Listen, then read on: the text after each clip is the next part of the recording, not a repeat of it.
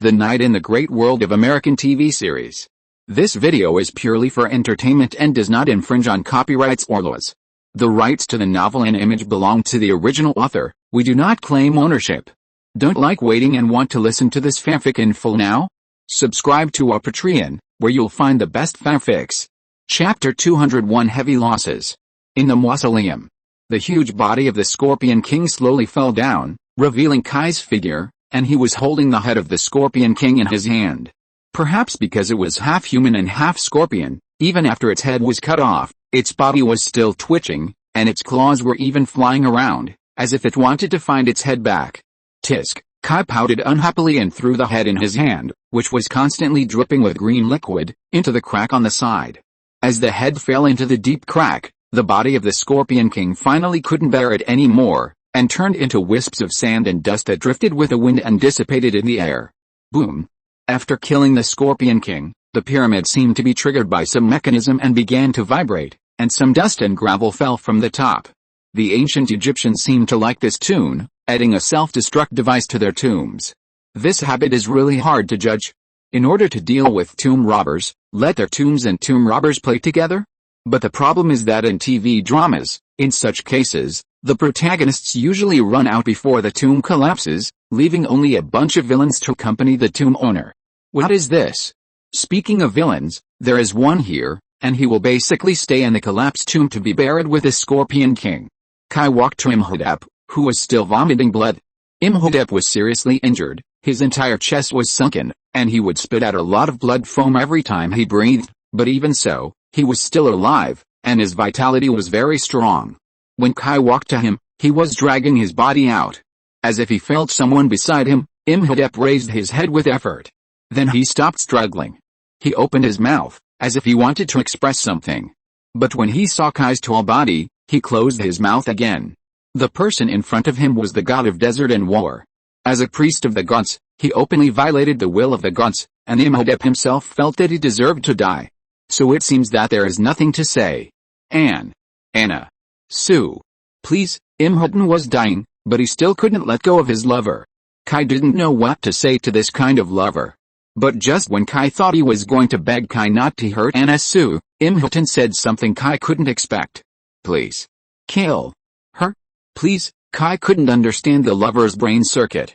Because you are going to die, so let your lover die with you? Please. Let her rest in peace. Kai thought about it, without shaking his head or nodding. He just stabbed the spiral sword in his hand into Imhotep's heart. As Imhotep's breathing stopped, his body began to spontaneously combust and turned into ashes at a very fast speed. After killing Imhotep, the situation of the pyramid became worse. Huge rocks kept falling, and its internal structure was further damaged. The whole pyramid became shaky. We won. The people who survived the disaster threw down their weapons in ecstasy and cheered for victory. Although this victory came so unexpectedly, victory is victory, not to mention that it was not easy to come by. In just a few dozen minutes, they paid the lives of hundreds of people, and everyone who survived was injured. If the victory came a little later, they would not know what their fate would be. But this is just a hypothesis. The reality is that they won and they survived. Everyone who survived was extremely grateful for their luck. They began to cheer loudly and prayed passionately to the gods they believed in, thanking them for their blessings. But just when the cheers reached their climax, the earth began to roar. Huge cracks tore the earth apart, and countless yellow sand and rocks were swallowed by the earth. People were stunned, and when they saw the cracks approaching them, they woke up from their dreams. They hurriedly carried the injured and rode on camels to run wildly in the direction they came from. They ran nearly 10 miles before they dared to stop. Behind them, the huge roar continued, and a huge vortex appeared in the earth, which swallowed everything around it. People witnessed a magical oasis being devoured bit by bit, and the center of it all was the towering golden pyramid. Everything was moving towards it. Seeing this scene, Cortman couldn't help but show a worried look. Kai hasn't come out yet. He looked at Lao Fu beside him with a little pity and sadness. Someone here couldn't wait much longer.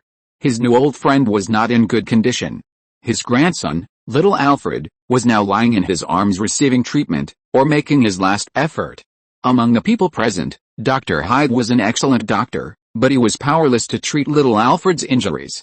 Alfred's chest was split open by the dog-headed monster's giant axe, and the wound extended from the left shoulder to the hip bone.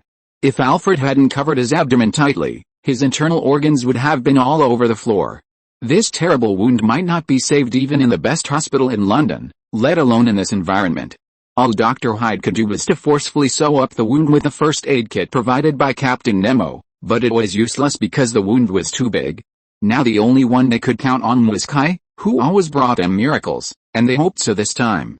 That's why Cortman was so worried. He had experienced the departure of his loved ones and the pain of losing his son. It can be said that if possible, he never wanted to recall that memory. Now, however, this worry did not last long. When the oasis was completely absorbed by the pyramid began to collapse inward, as if there was a black hole in it. In the end, the pyramid eventually turned into a tiny point and disappeared completely. Only a collapsed mountain range and endless yellow sand were left. The oasis they had seen before seemed to have never existed. Then a golden light flew over from the horizon. The remaining Bedouin and Guardian tribesmen immediately cheered the loudest. Their saint, God, was back. Cortman and others were also cheered up. Soon Kai landed in front of everyone. At this moment, everyone knelt down on the ground in conviction. Even though the Bedouins and the Guardians had completely different beliefs, they all firmly believed that Kai was their savior and saint. Cortman obviously did not intend to give Kai time to make any remarks. He ignored the fact that Kai was still holding someone and pulled Kai to where Old Fu was. Kai hurriedly handed Evelyn in his arms to O'Connor. When Kai came to Old Fu, he was stunned by the scene in front of him. Old Fu was covered in blood and sat on the ground with a stupid face. He was holding the unconscious little Alfred in his arms. It was hard to imagine that this old butler who was always neat and tidy would appear in front of people in such a bad posture. And all this was due to Alfred's situation. Old Fu lost his son more than 2 years ago. His son was blown to pieces by a German artillery shell. The military only gave Old Fu a can of ashes, and he didn't even see his son for the last time. But even so, Old Fu couldn't stand the blow and retired from the position of the King of England's butler. And now, he watched his grandson fall in front of him with his own eyes. You can imagine how big a blow he suffered. Kai didn't say much, carefully checked the injuries of little Alfred, and then shook his head at the others. Kai doesn't know healing spells. This kind of spell requires talent, but Kai doesn't have it. And those who have this talent are basically all good people. Kai can't kill them to plunder this talent, so Kai never knew this kind of spell from beginning to end. And Kai himself lacks the need for this kind of spell. With his physical fitness, as long as it is not a fatal injury, it will not take long to heal. You really have no way? Cortman asked worriedly. As an old man who also lost a child, he empathized with Lao Fu's experience. Lao Fu also reacted at this time and looked at Kai with an unusually expectant look. There's a way, indeed, but the cost is very serious. I'm not sure if you can accept it. Chapter 200 to Faith and Choice. 10 days later, they returned to Cairo. 10 Bedouin warriors and 50 Guardian warriors, hereinafter referred to as Guardians, returned with them. Only these 10 of the 50 Bedouin warriors survived, and the others died. In fact, when Kai returned, several Bedouin warriors were still alive, but they were seriously injured. Kai had the ability to heal them, but in the end he respected their wishes. They believed that they should return to Allah. Although Kai did not believe in any religion, he still helped them realize their last wishes and gave them a final blessing. Kai's final blessing was not based on their religious scriptures, but was made up by himself. After all, he didn't know how to do it. But the warriors were very satisfied. As for why they were unwilling to let Kai save them, the reason was very simple. Healing them would cost a price, their souls. Kai had a treasure that could bring the dead back to life, a holy object from the old religion, the Holy Grail of life. The Holy Grail could theoretically heal any injury, as long as the person being treated was not dead, he could be revived. But this was conditional, and you had to pay a price for what you get. The Holy Grail is always fair. Although the Holy Grail was seized by Kai and became its undisputed master, this rule cannot be changed. In order to save Arthur, Kai used the Holy Grail. He was lucky at the time and relied on the golden finger to withstand the cost. At that time, all of Kai's energy points were consumed. But now Kai's energy points in stock are not many. Although Kai has accumulated a lot of energy by killing a series of enemies such as Imhotep, many dog demons, and the Scorpion King, there may be only 2 points. According to the experience of saving Arthur, these 2 points are not enough to save one person, let alone others.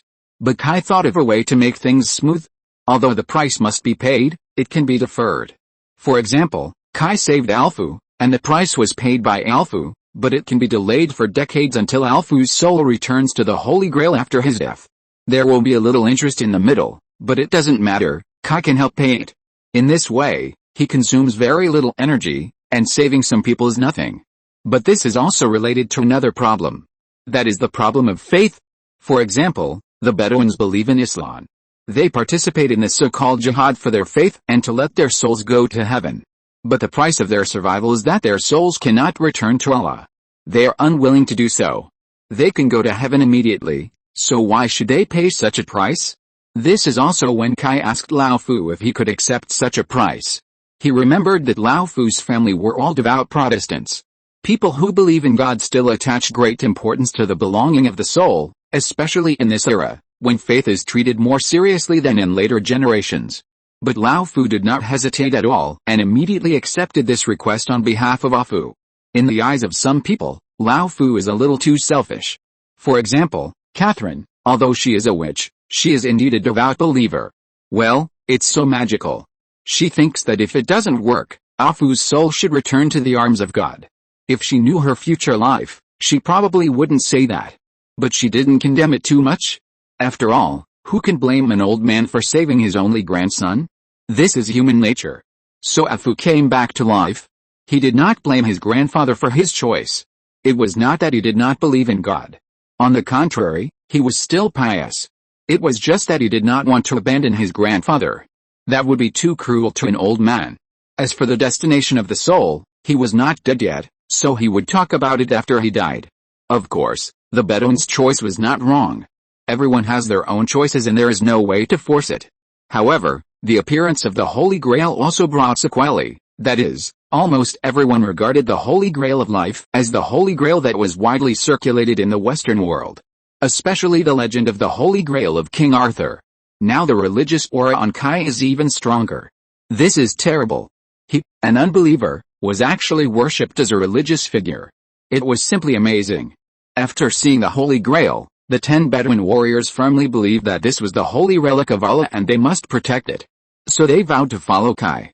However, Kai privately believed that these Bedouins wanted to continue to follow Kai to pursue a glorious death in battle because they failed to die in battle. In contrast, the people of the Guardian tribe were much more receptive to the Holy Grail treatment. Kai was a god, and it was normal for their souls to belong to God. So 50 dying Guardian warriors accepted the Holy Grail and vowed to become the guardians of the Holy Grail. As for the British, unfortunately, except for Afu, all the British soldiers died. When they returned to Cairo again, they could hardly recognize that this was the city they had stayed in before. There were traces of gunpowder everywhere, and the city was still emitting a faint stench of decay, and there were very few pedestrians. It was not until they contacted the intelligence chief in Cairo that they learned what had happened after they left. They had been away for almost 2 months, but in these 2 months, Cairo had almost become a battlefield. The British and Egyptians, the Egyptians and the Egyptians, and the various tribes in Egypt, let's put it this way, not only Cairo, but almost the entire Egypt had become a mess in the previous 2 months. First, various disasters led to food shortages, and food shortages led to intensified conflicts. In order to vent their anger, to compete for food, clean water, or simply for ambition, people began to kill each other brutally. In the past 2 months in Cairo, there have been no less than 15 riots due to food, plague and other problems. This has increased the death toll in Cairo by 30,000. As for how many people died in Egypt, only God knows. Anyway, after such a commotion, the British rule in Egypt has become more stable, because after everyone killed a lot, they found that the natural disasters were over. They looked at each other in the ruins, all of them were bruised and swollen, and they didn't get anything, so they might as well be honest. These things have nothing to do with Kai and the others, but what happened next is related to them. It's about Anna Sui. Kai saw Anna Sui before, but didn't realize that it was Anna Sui.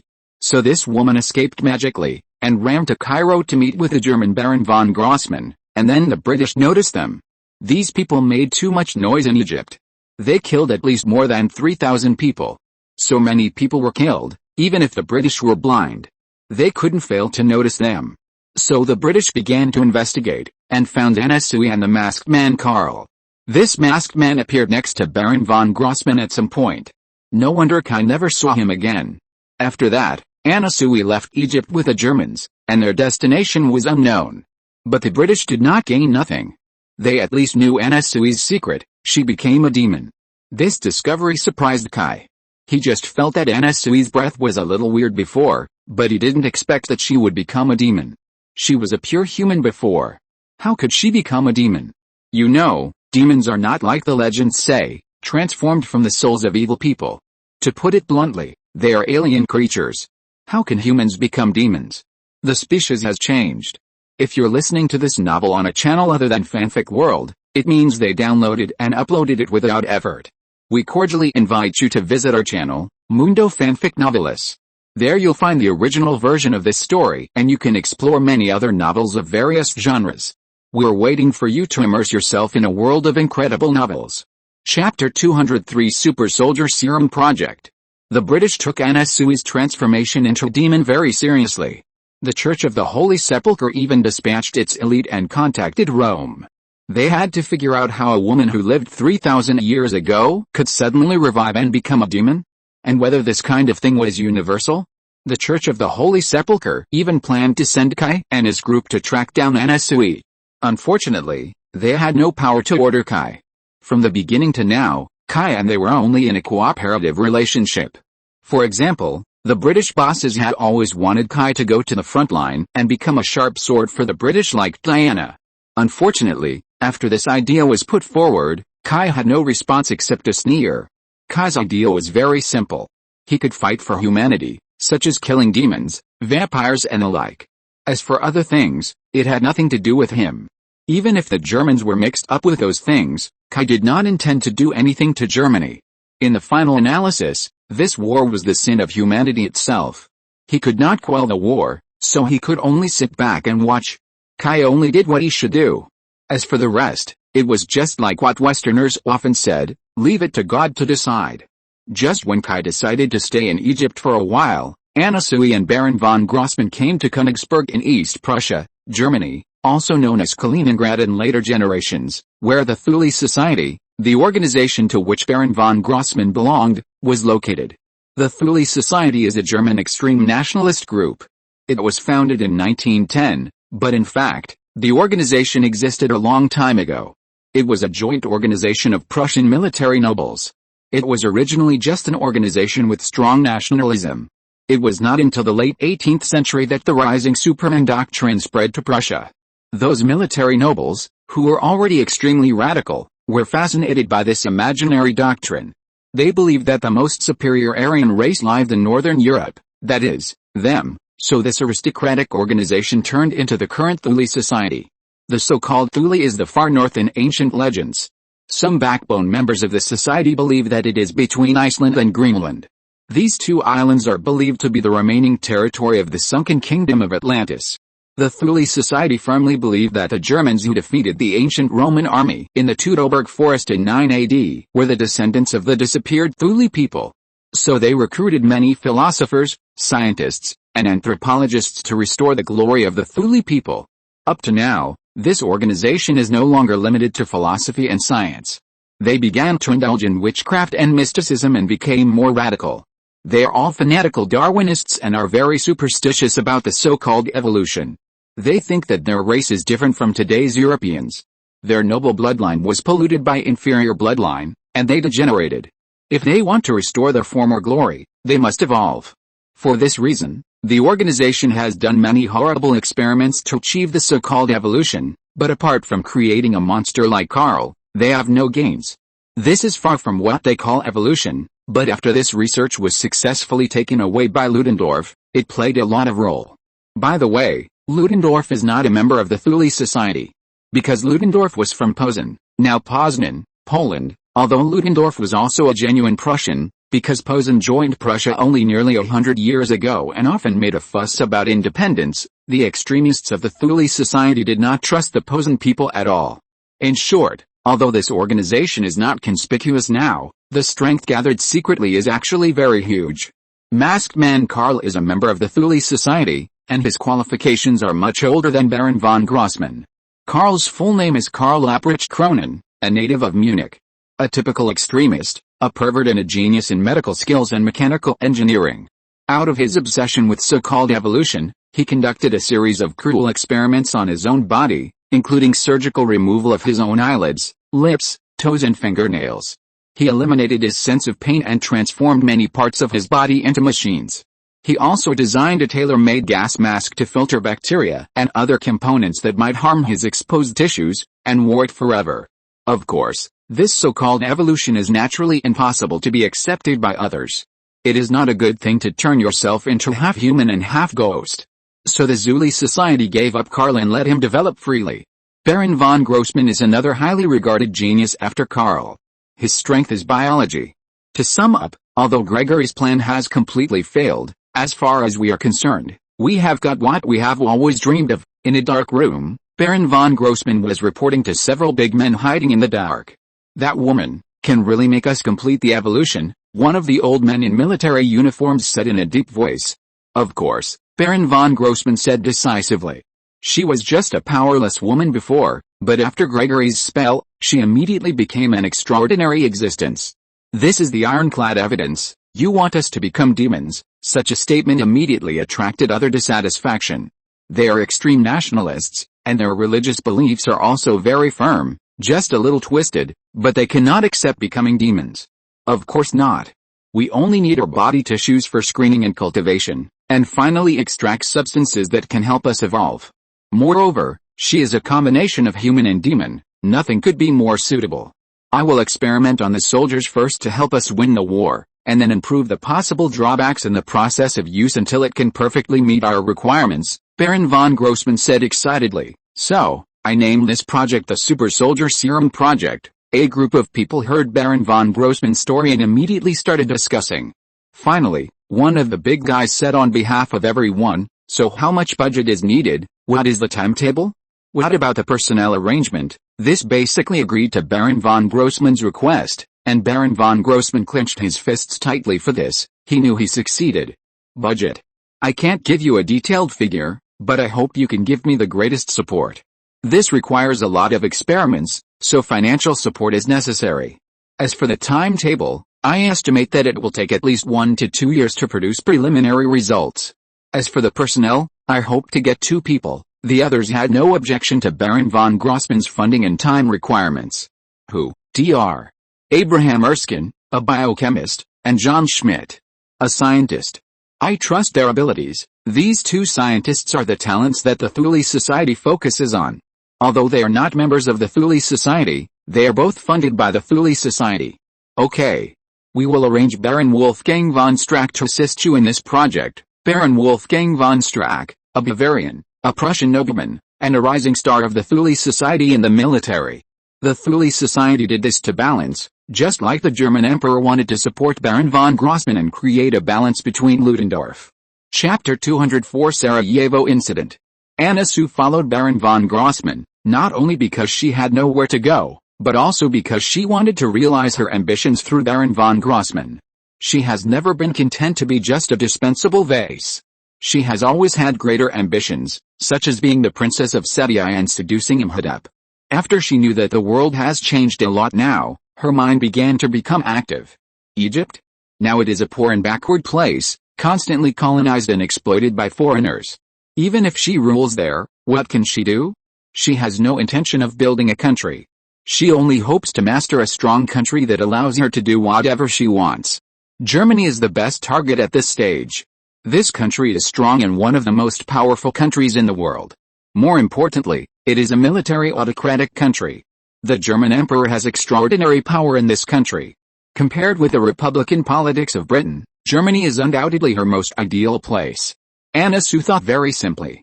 She only needed Baron von Grossmann to take her to meet the German emperor, and everything would be logical. Men conquer the world, women conquer men. It has been like this since ancient times. Anna Sue does not think there's anything wrong with this. Of course, she would not take it for granted that the German emperor would meet her so easily and obey her. She must show enough ability to make the German emperor think she is useful, and other things can slowly unfold. So she found Baron von Grossmann and asked her to take her to Germany. But she herself did not expect that the way she thought of realizing value would be so strange. She was caught by a group of scientists, and then they kept doing experiments on her every day. This group of fanatical scientific madmen would not have any pity for her. What they pursued was truth and science. So during this period of time, Anna Sui always regretted inexplicably when she thought of Immortan. It would be great if Immortan was there. She would make these people die a miserable death. However, Baron von Grossman did not ignore Anna Sui. He kept painting a big cake for Anna Sui. He also said that she was very important to them, and once the first stage was over, she would have the opportunity to meet the German emperor. In this way, Anna Sui, who was controlled by the Thule Society and had nowhere to go, could only accept various so-called experiments, but in fact they were tortures. On the beach of Alexandria port in Egypt, Kai sat on a beach chair, quietly watching the warships leaving the port in the distance, feeling very comfortable. Sunshine, beach, and leisurely afternoons. Kai had longed for this kind of life in his previous life, but never enjoyed it, not for anything else, just because he was poor. Now that he has time and money, Kai will naturally not treat himself badly. Compared with London, which has serious smog, the beaches in Egypt are definitely like a paradise. I really don't know what the legendary Caribbean beaches in later generations look like. But this kind of life is probably not going to last long. A few days ago, the people of the Holy Church came again. This time they gave Kai a task that he couldn't refuse. A human tragedy happened in Serbia. Remember the place where the crown prince of the Austro-Hungarian Empire, Ferdi, was assassinated? Sarajevo. The fuse of the outbreak of World War I has happened again. The Bosnia River outside Sarajevo has turned into a river of blood. Sarajevo was burning, and the flames that soared into the sky continued for 5 full days without any sign of extinguishing. The billowing smoke covered the sky, and gunshots could be heard in the city. On the banks of the Bosnia River on the outskirts of the city, corpses were taken off the body transporters and thrown into the river. It even caused congestion in the river. The Sarajevo massacre that shocked the world broke out suddenly without any warning. After that, Serbia and the Austro-Hungarian Empire accused each other, and Serbia accused the Austro-Hungarian Empire of being the murderer of the massacre. Although we are at war now, we are all civilized countries after all. If we fight, we fight. It's too much for you to play massacre. And Serbia also pointed out very sarcastically that you, the Austro-Hungarian Empire, can't beat me. This is indeed the case. At the beginning of the war, the Austro-Hungarian Empire attacked in one wave, intending to wipe out the Slavic national liberation movement in one fell swoop and make Serbia surrender. The result was well thought out, but the fact is that the Austro-Hungarian army was driven out of Serbia twice. Later, if it were not for the help of the German Marshal Mackensen, who led the Austrian, German and Bulgarian coalition forces of 600,000 people, the Austro-Hungarian Empire might have been defeated by Serbia. But even if the entire territory was occupied, Serbia still did not surrender, and was now fighting guerrilla warfare with the Germans and the Austro-Hungarian Empire. Now that Sarajevo has an incident, of course they are the first to jump out, pointing at the Austro-Hungarian Empire in revenge, and then calling on all Serbs to rise up in resistance. The Austro-Hungarian Empire was also very confused, because this bullshit massacre had nothing to do with them at all. Now that it is their territory, they have eaten too much and massacred on their own territory? The Serbian region was originally a difficult problem for the Austro-Hungarian Empire. The ethnic composition of the place was complex, and various ideologies were prevalent. A little spark could make the entire region explode. The Austro-Hungarian Empire finally relied on the German brothers to stabilize the situation. How could it mess up itself now? So the Austro-Hungarian Empire accused Serbian radicals of being the cause. They tried to destroy the stability and harmony of the country. Since Austria-Hungary didn't know who did it, they just put the blame on the Serbs. But the impact of this incident was too great. Sarajevo was already the focus, and now something like this happened. Naturally, countries around the world were very concerned. Even the Vatican and the Anglican Church participated in the investigation. But the results of the investigation made everyone angry. The tragedy in Sarajevo was not done by humans at all. It was a tragedy caused by the civil war between vampires, and the vampires' arch-enemy, the werewolves, were involved. This discovery made the Vatican and the Puritans of the Orthodox Church nervous. The Puritans are an organization within the Orthodox Church that is equivalent to the Internal Affairs Committee of the Soviet Union in later generations. They are extreme organizations, but they don't do radical things. They just maintain the purity of the orthodox doctrine and are extreme conservatives. They also bear the same responsibilities as the Holy Church. Soon both sides began to send people to deal with this matter, but unfortunately they all failed and both sides suffered heavy losses. They had no choice but to ask for help from other organizations in the world. The British side is very positive about this. The government hopes to establish good relations with the two major religious organizations and thus influence the international situation. But this matter is too big. This may be the largest scale action of vampires since Van Helsing killed Count Dracula more than 100 years ago, causing the vampires to be silent. In addition, the British can only seek foreign aid because they are out of reach. So this troublesome matter fell into Kai's hands. The British naturally would not say their own little tricks, but asked Kai for the sake of human justice. Kai did not refuse this. Apart from anything else, the vampires fighting each other actually caused hundreds of thousands of innocent people to suffer disasters. This matter is unacceptable to Kai. Chapter 205 Vampire. This vampire civil war is also related to the Germans. They have become the villains, and everything is related to them. Before we talk about the relationship with the Germans, we must first understand the factional composition of the vampires. First of all, vampires never unite. They are divided into many families, and there are opposing camps between the families. The grievances and hatreds are richer than the entire history of human struggle. In general, vampires are roughly divided into three camps: the secret party, the demon party and the neutral party. The secret party is the largest existing vampire party. They are also called the Secret Alliance. The Secret Alliance is closely related to the Hidden Commandments. The so-called Hidden Commandments are hiding, dominion, descendants, responsibility, respect, and killing. There are many complicated ways in it. Simply put, it is to avoid the religious inquisition in a more gentle and secretive way.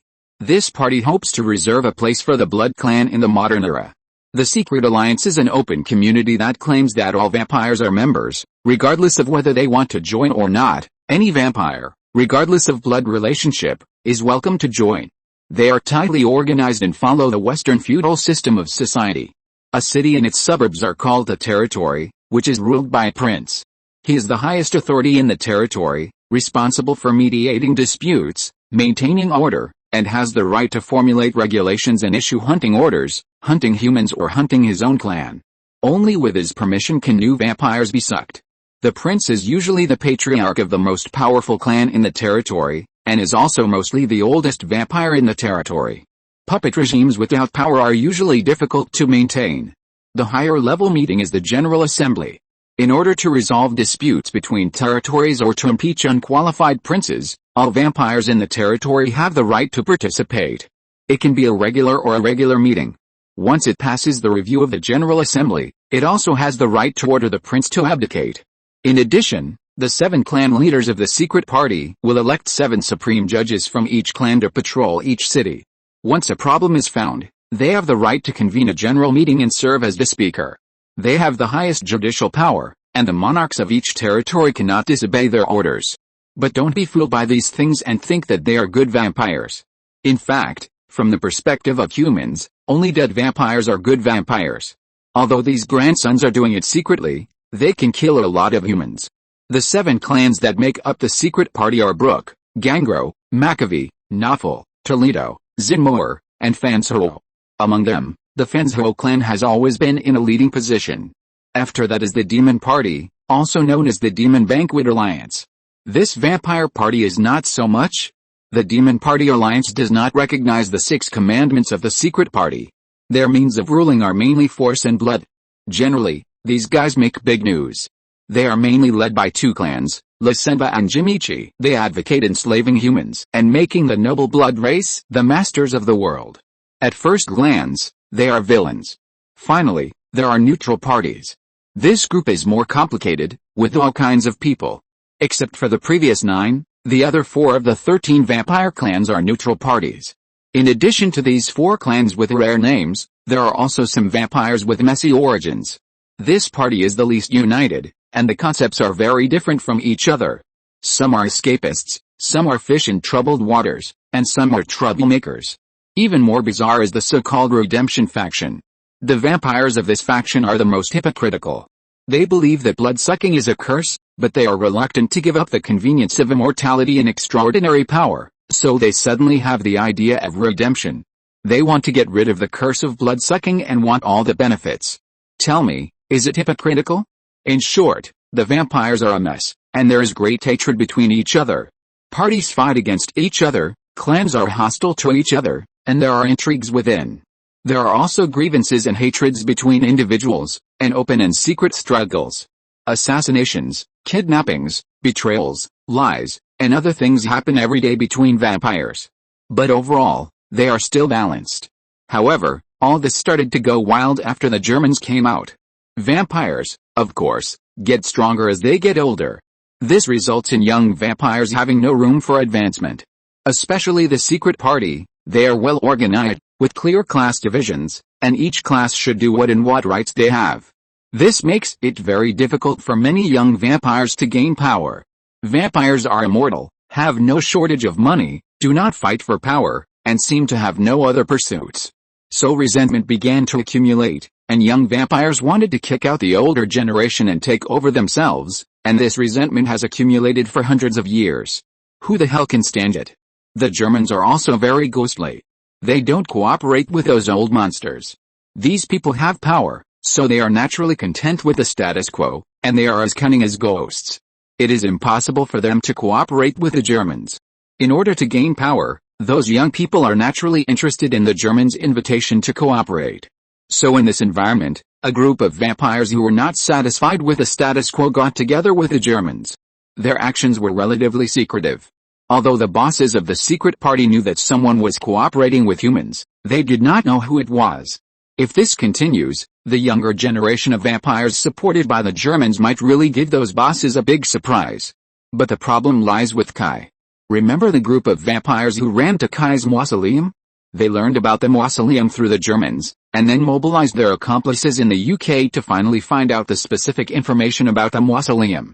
So a group of elite vampires planned to get some benefits from the mausoleum, first to accumulate their own capital, and second to take some benefits to paralyze the bosses.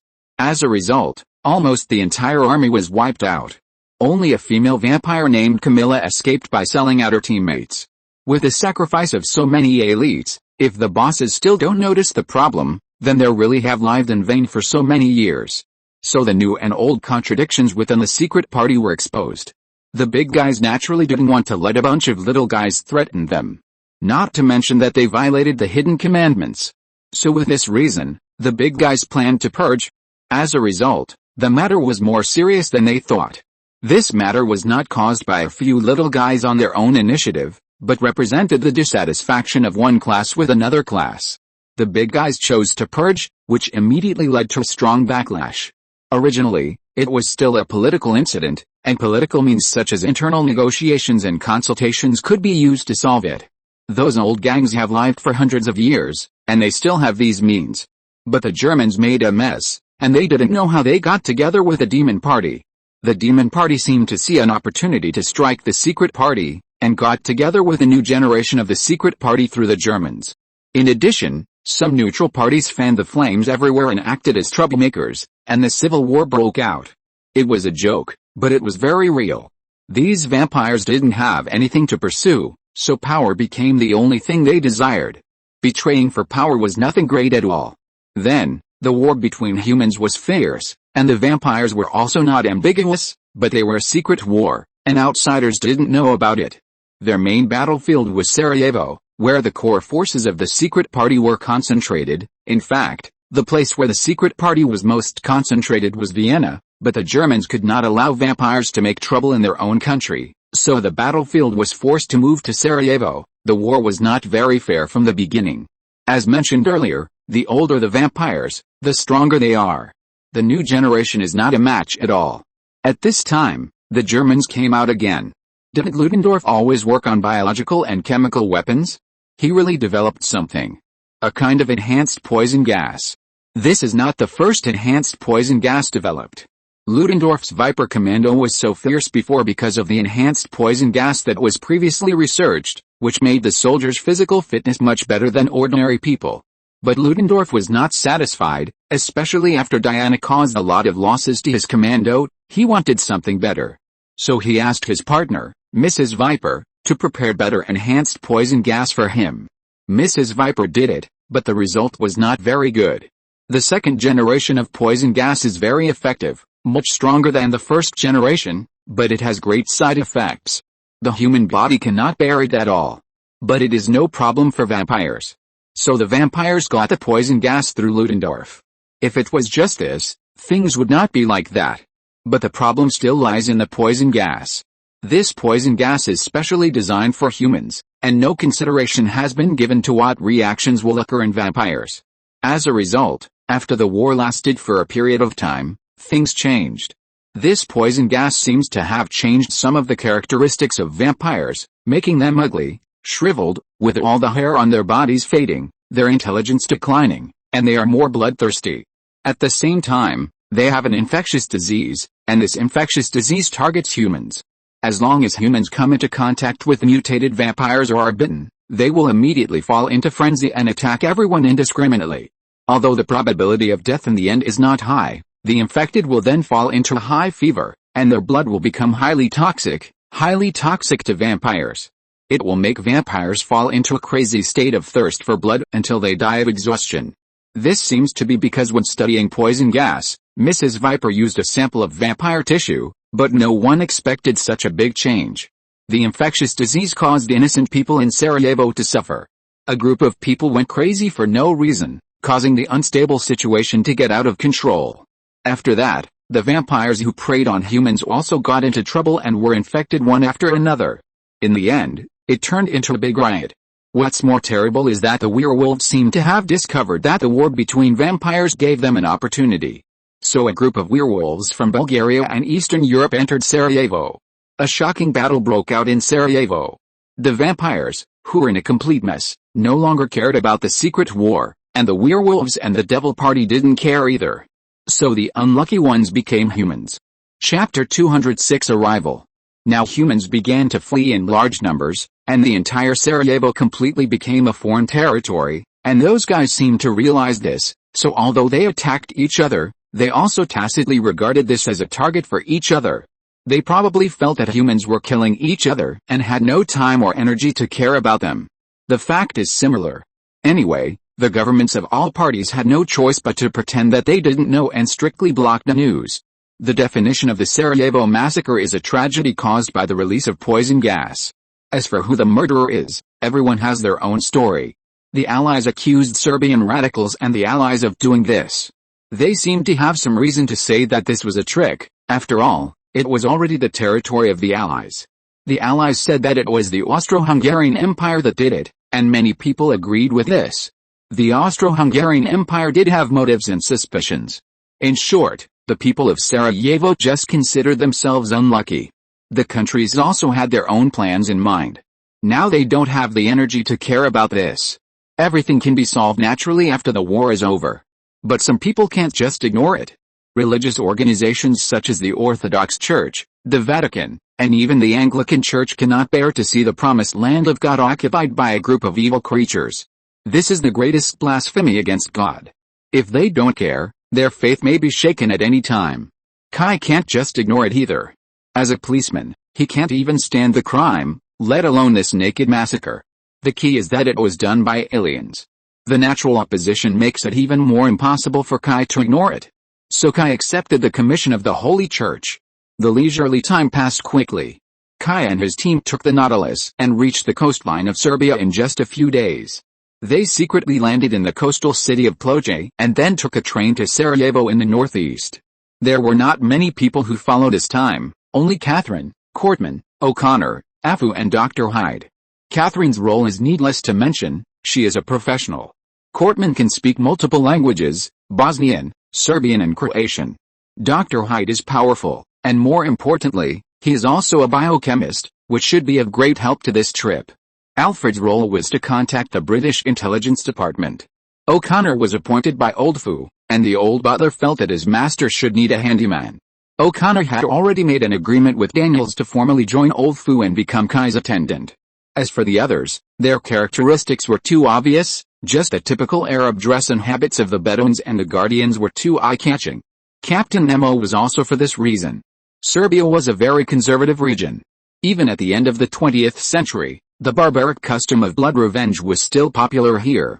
Foreigners, especially foreigners of different skin colors and religions, were rare.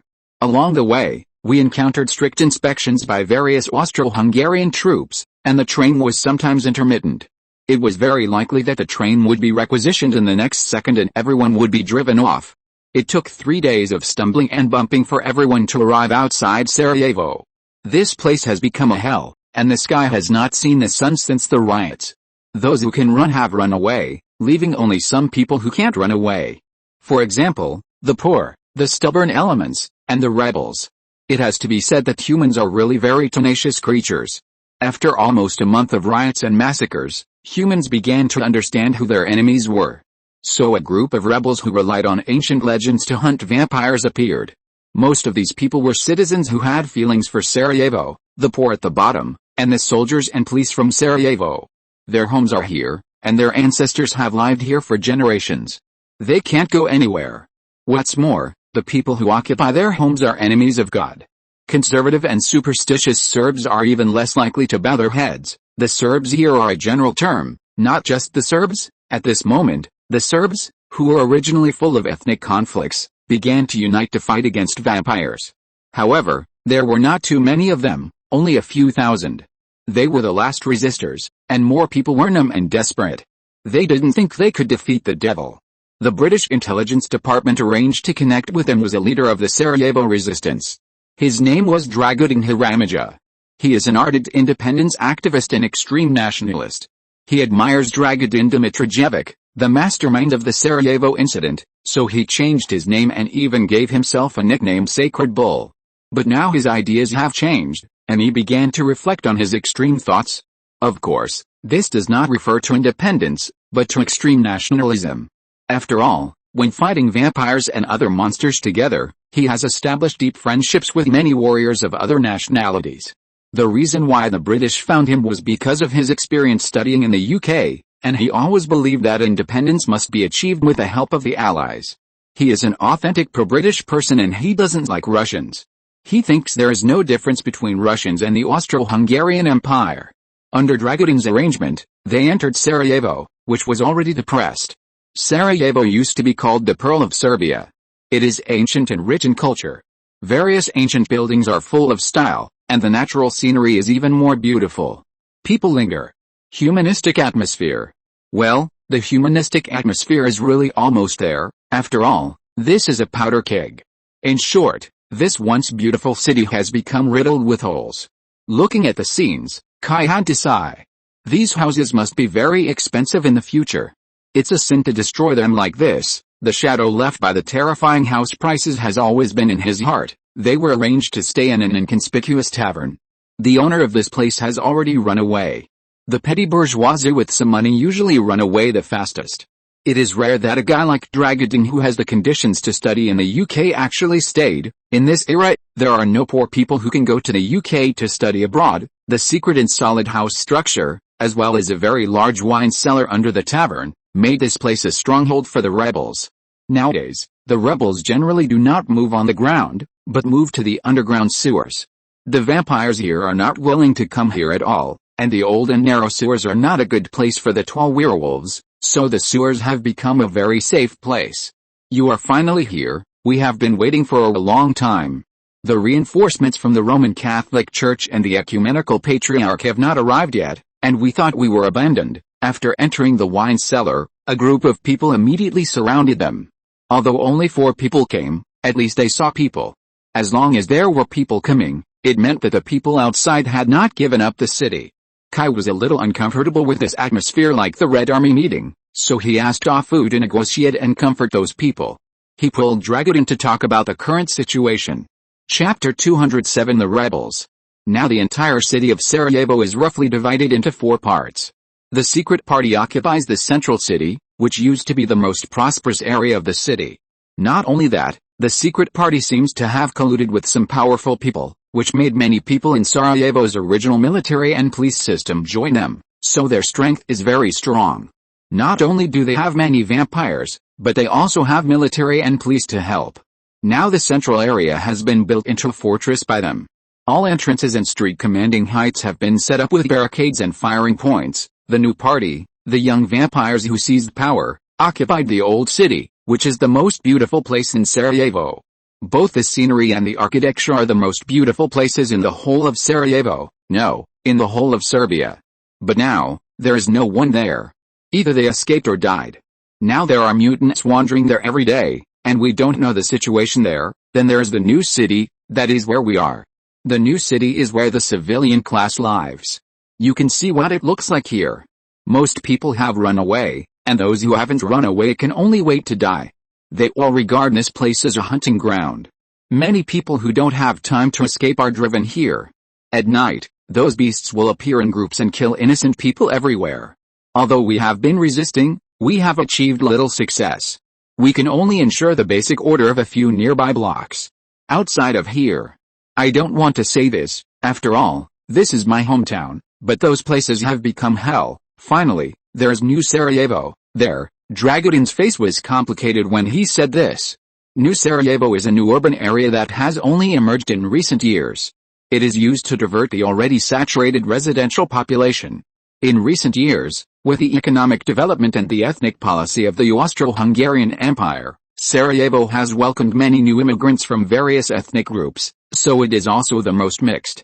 Many ethnic extremists gather there, which is the most chaotic place in the entire city. Dragutin doesn't like it there. He has always believed that it is because of those foreign populations that Sarajevo has become so chaotic. Although the werewolves occupy that place, it's generally okay. At least the people who stay there can survive. Although the werewolves also hunt, their main focus is on dealing with vampires. There are some things Dragutin didn't say. Although the people there can survive, they are indifferent to the situation in other parts of Sarajevo. They only protect themselves. As for what happens to other people, they never care. After a simple understanding of the intelligence, Kai can feel that these vampires are really daring to the extreme. Even in the Dark Ages hundreds of years ago, when dark creatures were the most rampant, no vampire dared to be so open and above board in a city. They regard this place as a battlefield, as a hunting ground, and even want to go a step further and regard this place as their own territory. The reason why they dare to do this is also very simple. It's nothing more than that the Germans and the British have turned the whole of Europe into hell. All the countries in Europe are divided into two groups and fight to the death. They have no time to care about the marginal areas like Sarajevo. But according to Kai's guess, it must be more than that. Vampires are not fools. They should know that even if the European countries have no energy to deal with them at this stage, as long as they are free, none of them can escape. Never underestimate the strength of humans. Don't look at vampires, they look very cool and impressive. But the masters of the world have always been humans. Even in the most ignorant era of humans, vampires could not do anything, let alone now. In the past, everyone just regarded vampires as bugs, which were too troublesome to fight, so they were too lazy to do it. But now these things are going to come out in the open, and no one can stand it. Vampires are strong, but they also have a lot of shortcomings. They are afraid of light, garlic, and silver, and they are not invincible. Humans can make these guys die in a minute with just numbers and high technology. The reason why vampires dare to blatantly spy on human territory can only mean that they have a trump card. A trump card that can make humans bow their heads and compromise. Kai felt that he needed to figure this out and eliminate this hidden danger by the way. Otherwise, the consequences would be absolutely unimaginable. After a night's rest, Kai and his party met the general leader of the resistance organization. After Kai and his party were led through a long and complicated sewer, they met a group of upper-level resistance soldiers in a basement in the sewer. It seemed to be the basement of an ancient castle. The passage leading to the ground was completely blocked by boulders and soil. The space below was not small, and some wine barrels could be seen inside. It was another wine cellar. Hello, I am their leader now, Geralt the White Wolf, the Orthodox Witcher. This was a middle-aged man with obvious Slavic features. He had a tough look, a scar on his left eye, light gray hair, a short ponytail behind his head, a neatly trimmed beard, and a strong physique. Although he was not too tall, only about 1.75 meters, his momentum was amazing. He was the type that women liked, because only women knew that it was useless for a man to be good-looking, but he had to be useful. The man in front of him was undoubtedly that kind of macho monster hunter. I thought this profession had died out, Kai said in surprise while shaking hands with Geralt. Monster hunter is a very old profession in this world. It has existed since the Camelot era. They specialize in hunting evil magical creatures and wizards. In modern times, the number of monster hunters has decreased sharply. Since the death of the famous monster hunter Van Helsing, the existing monster hunters have become an endangered profession. That's only in Western Europe.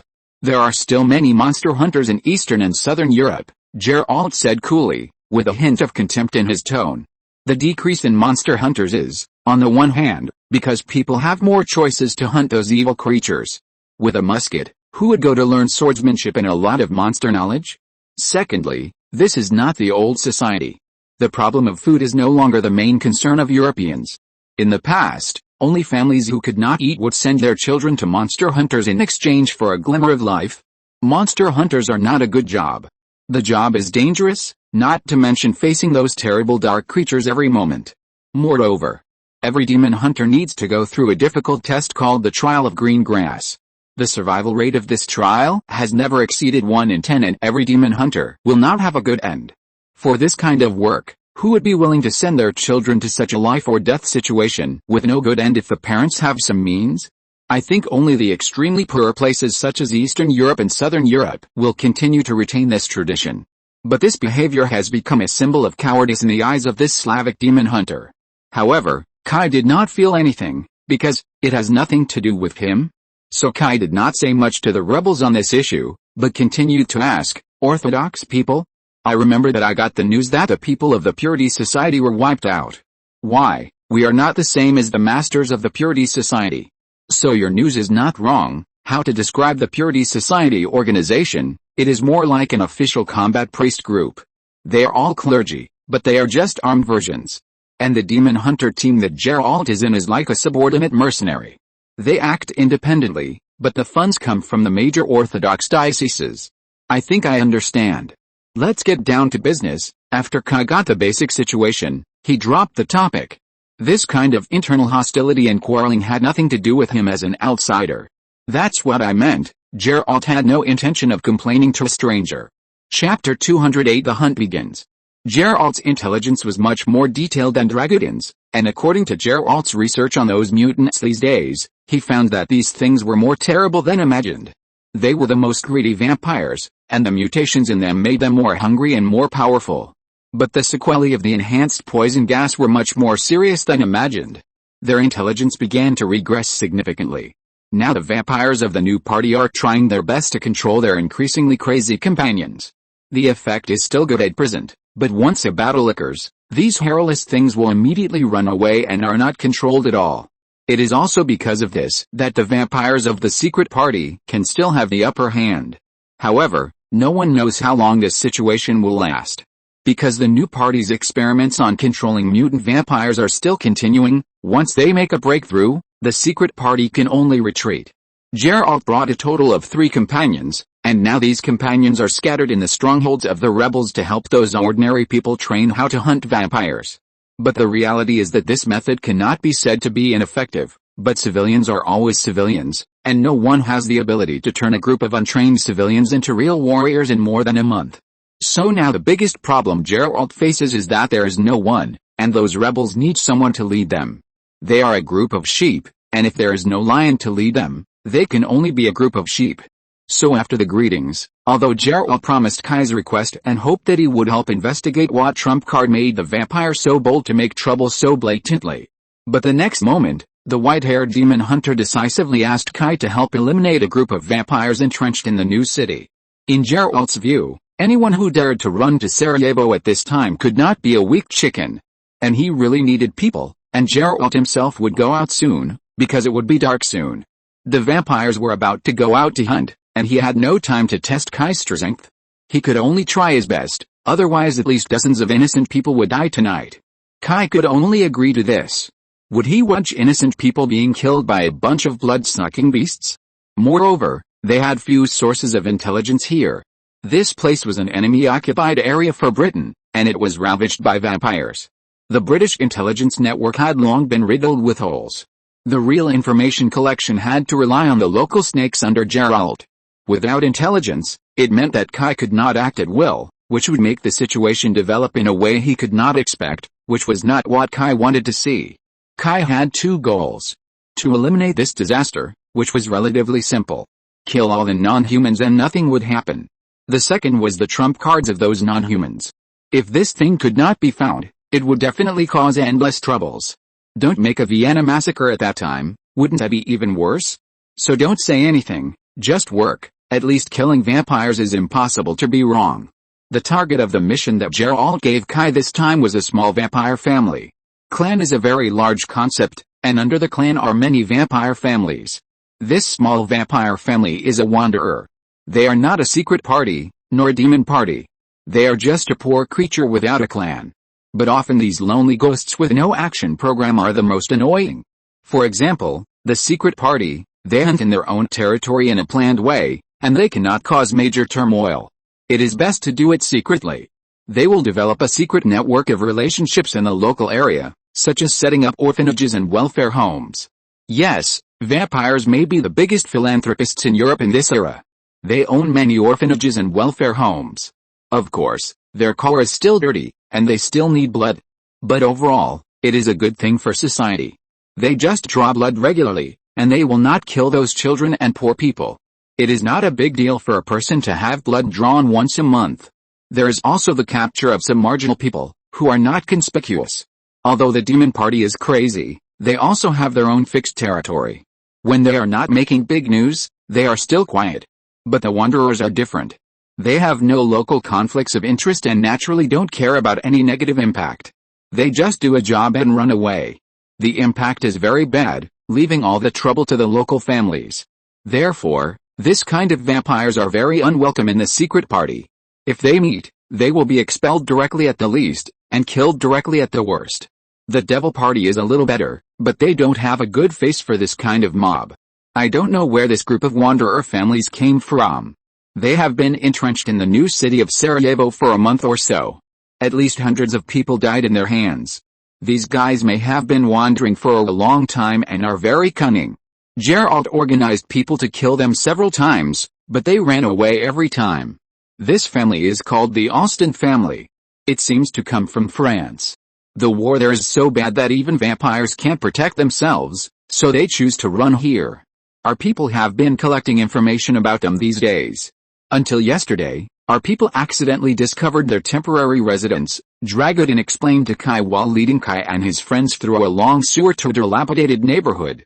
O'Connor said curiously, I thought vampires like death, but it turns out they are also afraid of war. In O'Connor's concept, vampires are mysterious and powerful, but he didn't expect that they are also afraid of human wars. What's so strange about this? No matter how powerful vampires are, they are afraid of artillery. They will die if their heads are blown up by bullets. Why aren't they afraid? And you have to know that each of these guys has a lifespan of at least hundreds or thousands of years. They cherish their lives very much. A pauper and a multimillionaire, who cares more about his life? Of course it's the multimillionaire. How high is their quality of life? How could they die so easily? For example, in a war, the one charging in front is definitely not a rich person. It's a bit heartbreaking, but this is reality. So vampires are more afraid of death than ordinary people, because the enjoyment that ordinary people yearn for is at their fingertips, and they still have plenty of time to have fun. Who the hell is willing to die? So when France was in a mess, it was normal for those vampires to run away. Just like this, chatting a little bit, everyone arrived at the destination. It was a mansion with a fountain and swimming pool. Such mansions are rare in civilian areas such as the New District. Our people have been monitoring this place, and they haven't left, Dragodin said excitedly. He was finally able to kill these bastards. 3 of his comrades died at the hands of this family. Really?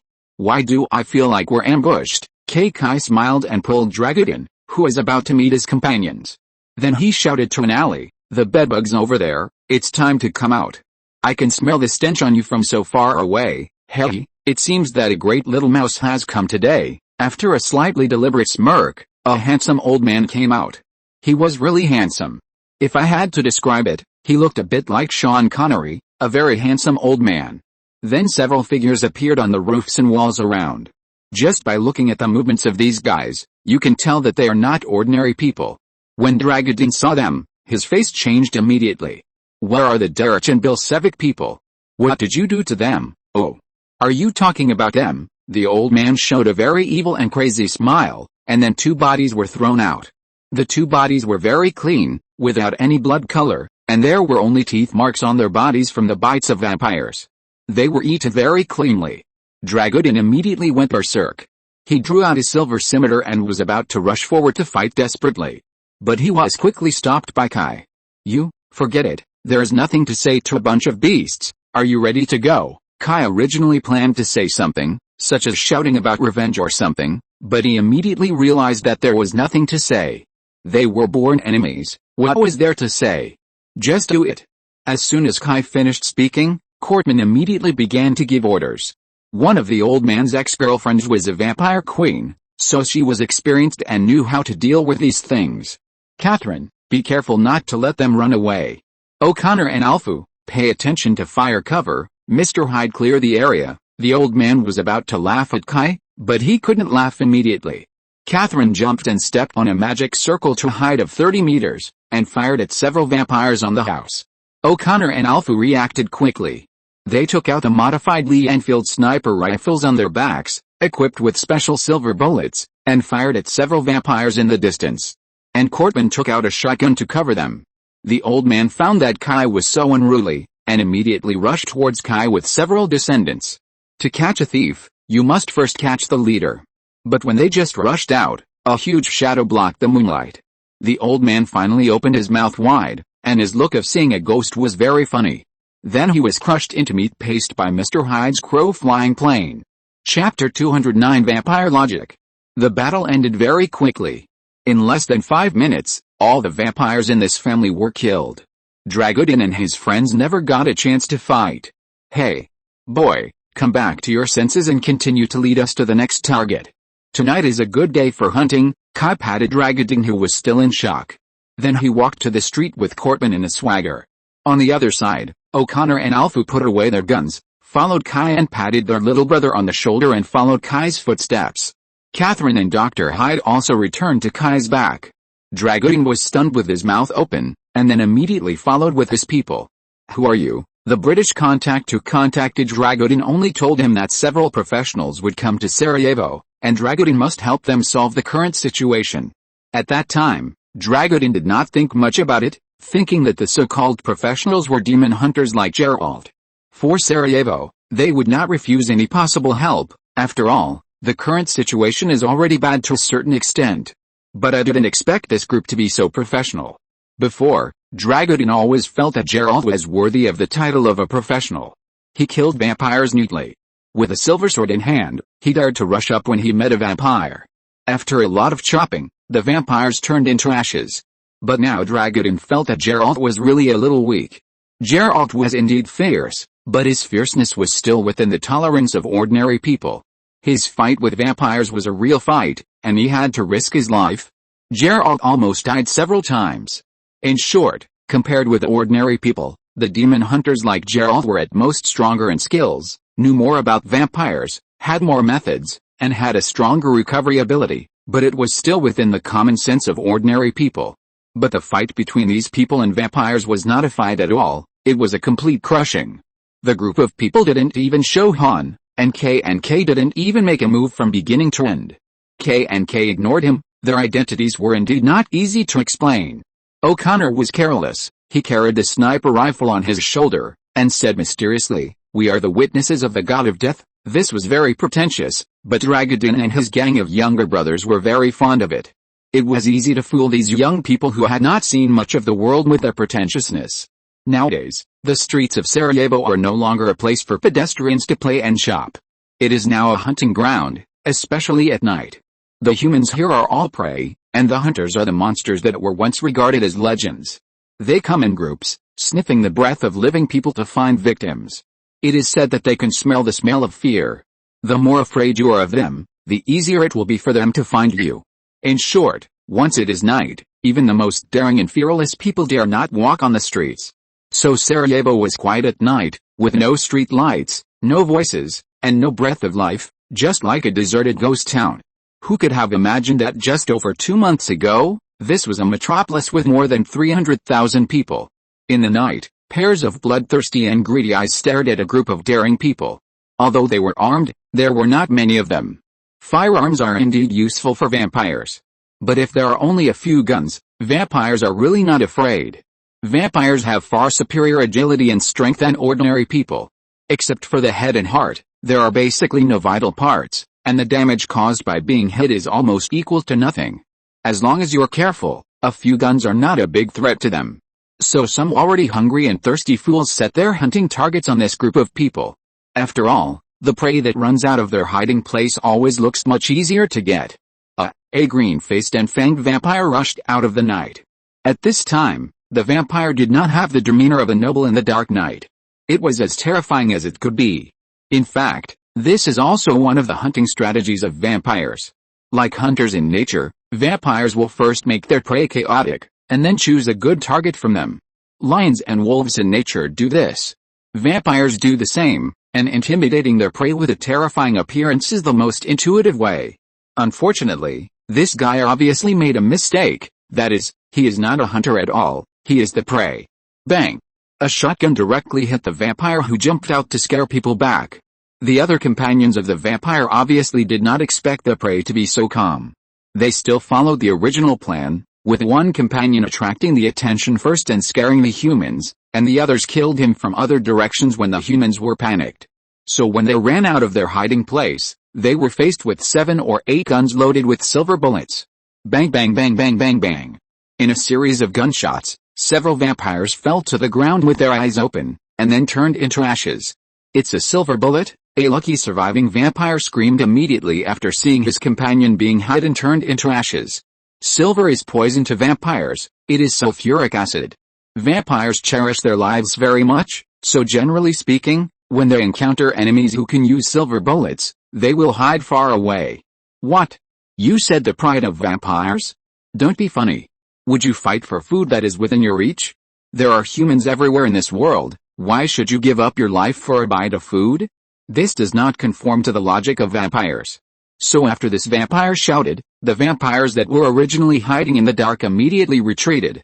These guys have always been self-righteous, cherishing their lives and afraid of death. There is a saying, they are fierce in appearance but weak in courage, good at making plans without decision, cherish their bodies when doing big things, and forget their lives when seeing small profits. This really suits creatures like vampires. Okay, this block should be fine tonight. Let's go to the next block. Cotman spat at a pool of vampire ashes, then turned his head and said to the others. Cotman rarely made such real moves, but what he had seen and heard in the past few hours had already made him hate these beasts. He now wanted to chop off the heads of these bastards and urinate on them. The remains of vampires are just a pile of ashes in the eyes of humans, but they are the best warning to other vampires. Vampires are just hunting, and they will not take the initiative to provoke prey that is too dangerous. Kai and his team have cleared 5 blocks in just 3 hours. Except for 2 blocks where the battle was a little fierce due to the appearance of mutant vampires, the other blocks were basically like this. After killing a few vampires, the other bastards immediately retreated. Dragodin was very satisfied with such a record, because they at least made the hundreds of people remaining in these blocks safe today. At the same time, they also killed more than 30 vampires. Their small group has not even managed to kill a single-digit number of vampires so far. But Kai was not satisfied with today's harvest. He overestimated the courage of vampires and underestimated the bottom line of these guys. This won't work. We must be more efficient. Dragodin, do you know where the vampire nests are like before, wandering around block by block? The probability of encountering vampires is not too high. Because many vampires would rather go after the old, weak, sick and disabled who have no ability to resist, and are not willing to trouble a group of fully armed people. All the manuscripts have been used up, and there will probably be no more updates in the future. The Chinese New Year is coming soon, and I need to keep saving manuscripts for the Chinese New Year. The author also has to take a holiday, so I can only guarantee normal updates these days. If you're listening to this novel on a channel other than Fanfic World, it means they downloaded and uploaded it without effort. We cordially invite you to visit our channel, Mundo Fanfic Novelis. There you'll find the original version of this story and you can explore many other novels of various genres. We're waiting for you to immerse yourself in a world of incredible novels. Chapter 210 News. In a dilapidated apartment building, a group of vampires were reveling. Several naked young girls hid in the corner with terrified faces, and on the other side, there were several girls who were in the same situation, but they were in much worse condition. Most of them had numb faces and dull eyes. It was unclear whether they were completely desperate or had no strength to be terrified. From their pale and bloodless faces, it could be seen that they were seriously anemic. These vampires obviously didn't care much about the girls' condition. They took the wine left by the original owner and drank and reveled. Vampires cannot eat other human food. Eating it will only cause diarrhea and vomiting. They can't digest those things at all. But wine is an exception. Alcohol is definitely a great cross-race invention. It is said that there is an unwritten rule among vampires, that is, they are not allowed to attack winemakers and wineries. Hypocritical. A group of vampires reaped a lot of rewards. During this period of time, there were fewer people in the city, and naturally fewer girls. They were definitely lucky to catch so many girls. Molotov, do you think, should we continue to stay here? I don't think the situation is good, a sturdy man said hesitantly to a bearded man. The new party has begun to recruit those wanderers in a planned way. I heard that a family from northern France died yesterday because they refused to be recruited by them. Molotov is a Russian, and these vampires are his descendants. The environment in Russia is much worse than that in Europe. The Russians are tough and conservative, and they are extremely sensitive to different species. In addition, the influence of the Orthodox Church in Russia is very strong, so there are no big vampire families there. Molotov was not very happy in Russia, so since he knew that Sarajevo had become a paradise for vampires, he immediately brought people here. It must be said that life in Sarajevo is indeed very good, and these Russians don't want to leave at all. Yes, the wind has changed recently. The new party, the secret party, the demon party, and the werewolf party have all begun to recruit homeless unfortunates like us. Molotov has his own source of information. He has close contacts with a vampire noble of the upper class of the secret party. The relationship between them is more like employment. The secret party does not allow infighting, so what should be done? The struggle for power and profit has always been uncompromising. So many secret party vampires have come up with the idea of using white gloves to do things, and Molotov is such a white glove. He works for the secret party vampire, and the secret party vampire provides him with anything he wants. But this does not mean that he is willing to lose his autonomy. Especially since he is a Russian, don't think that vampires have no regional discrimination. On the contrary, regional discrimination among vampires is very serious. For example, vampires from Italy despise vampires from all over Europe and think that they have no history. French vampires will despise vampires from other countries for having no culture and no connotation. German vampires, like Germans, advocate order and look down on those of their own kind who mess around. Vampires in Russia, well, vampires in this area have always been regarded as barbarians. Many vampires are also wondering why our rude, backward and ignorant Russians have mixed in with their noble night nobles. We should indeed withdraw. Although Molotov was reluctant to give up his current good life, he still decided to save his life. More importantly, Molotov knew a secret. He felt that the secret party and the new party were a little bit arrogant now. Anyway, Molotov didn't think that their so-called trump card could shake the rule of humans, and he still wanted to split the land and become the king. Don't be funny, once humans react, believe it or not, several countries will not even fight wars, and come together to beat up vampires. Although Molotov is a vampire, he does not have a high degree of recognition of the identity of a vampire. To be honest, he just wants to enjoy the convenience brought by the identity of a vampire, but he doesn't care about the behavioral logic and social system of vampires at all. He doesn't want to die. Molotov was just about to tell his men where they were going next, and the door was kicked open. Then a group of humans rushed in. Before Molotov could react, a super strong man rushed to the kidnapped girls, grabbed two vampires nearby with both hands and used them as weapons to smash several vampires away. Kill them, Molotov and the man shouted at the same time. Then the vampires were greeted by a massacre. Molotov felt bad. This group of people were carrying concentrated garlic essence, silver weapons, and silver bullet guns. Not only that, their combat literacy was obviously very high. First, a commando rushed in, found the hostages and protected them, And then the follow-up personnel immediately threw the bottle of concentrated garlic essence into the house. These concentrated garlic essences were unbearable for humans, let alone vampires. All the vampires were like being filled with tear gas. They could only collapse on the ground, vomiting weakly, with snot and tears all over their faces. There was no power to resist at all. Then the guys wearing gas masks began to slaughter the vampires. Vampires can scare ordinary people, but as long as you find their weaknesses, it's not difficult to deal with them. Soon, the whole group of vampires was almost killed. Only Molotov survived. As the head of the vampire family, he naturally has his own set of skills, and he can be a white glove, and his combat effectiveness is also a hard indicator. But he can survive, and these two things have nothing to do with each other. He surrendered directly when the situation was not good, and revealed the big secret of the vampire without hesitation. So, the vampires are going to release their blood ancestors. Kai was very interested in listening to this vampire's nonsense at first. After all, he came for this. But I didn't expect it to be just like this, just a blood ancestor. Is it powerful? Kai didn't think that the old coffin stuff could be so powerful. Humans have guns and cannons. What do vampires have? Strong vitality. Haha, there is actually not much difference between a cannonball hitting a vampire and hitting a human. Agile skills? Don't be funny, can they win over the overwhelming barrage? Those special abilities of vampires? This is a bit threatening. There are indeed some special abilities in the blood of vampires. Vampires are proud to awaken these abilities. But how powerful are they? It's hard to say. In Kai's opinion, these things are a bit like special abilities.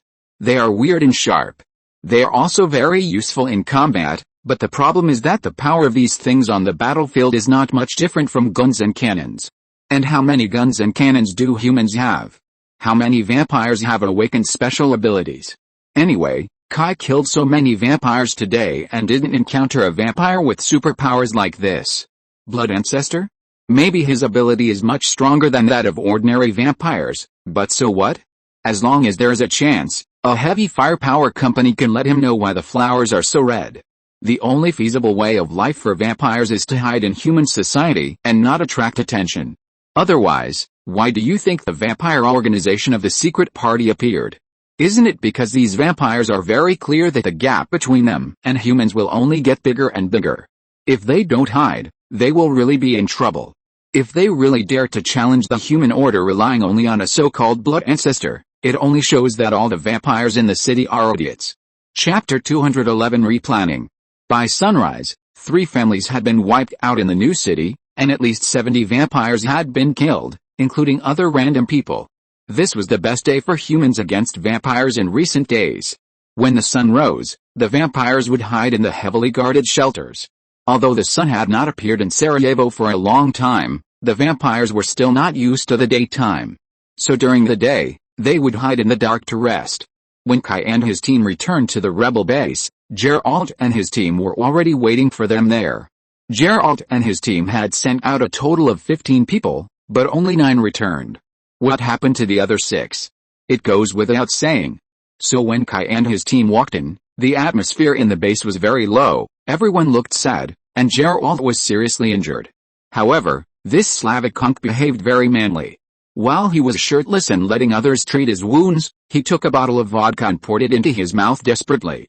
Don't say it, this is very Russian.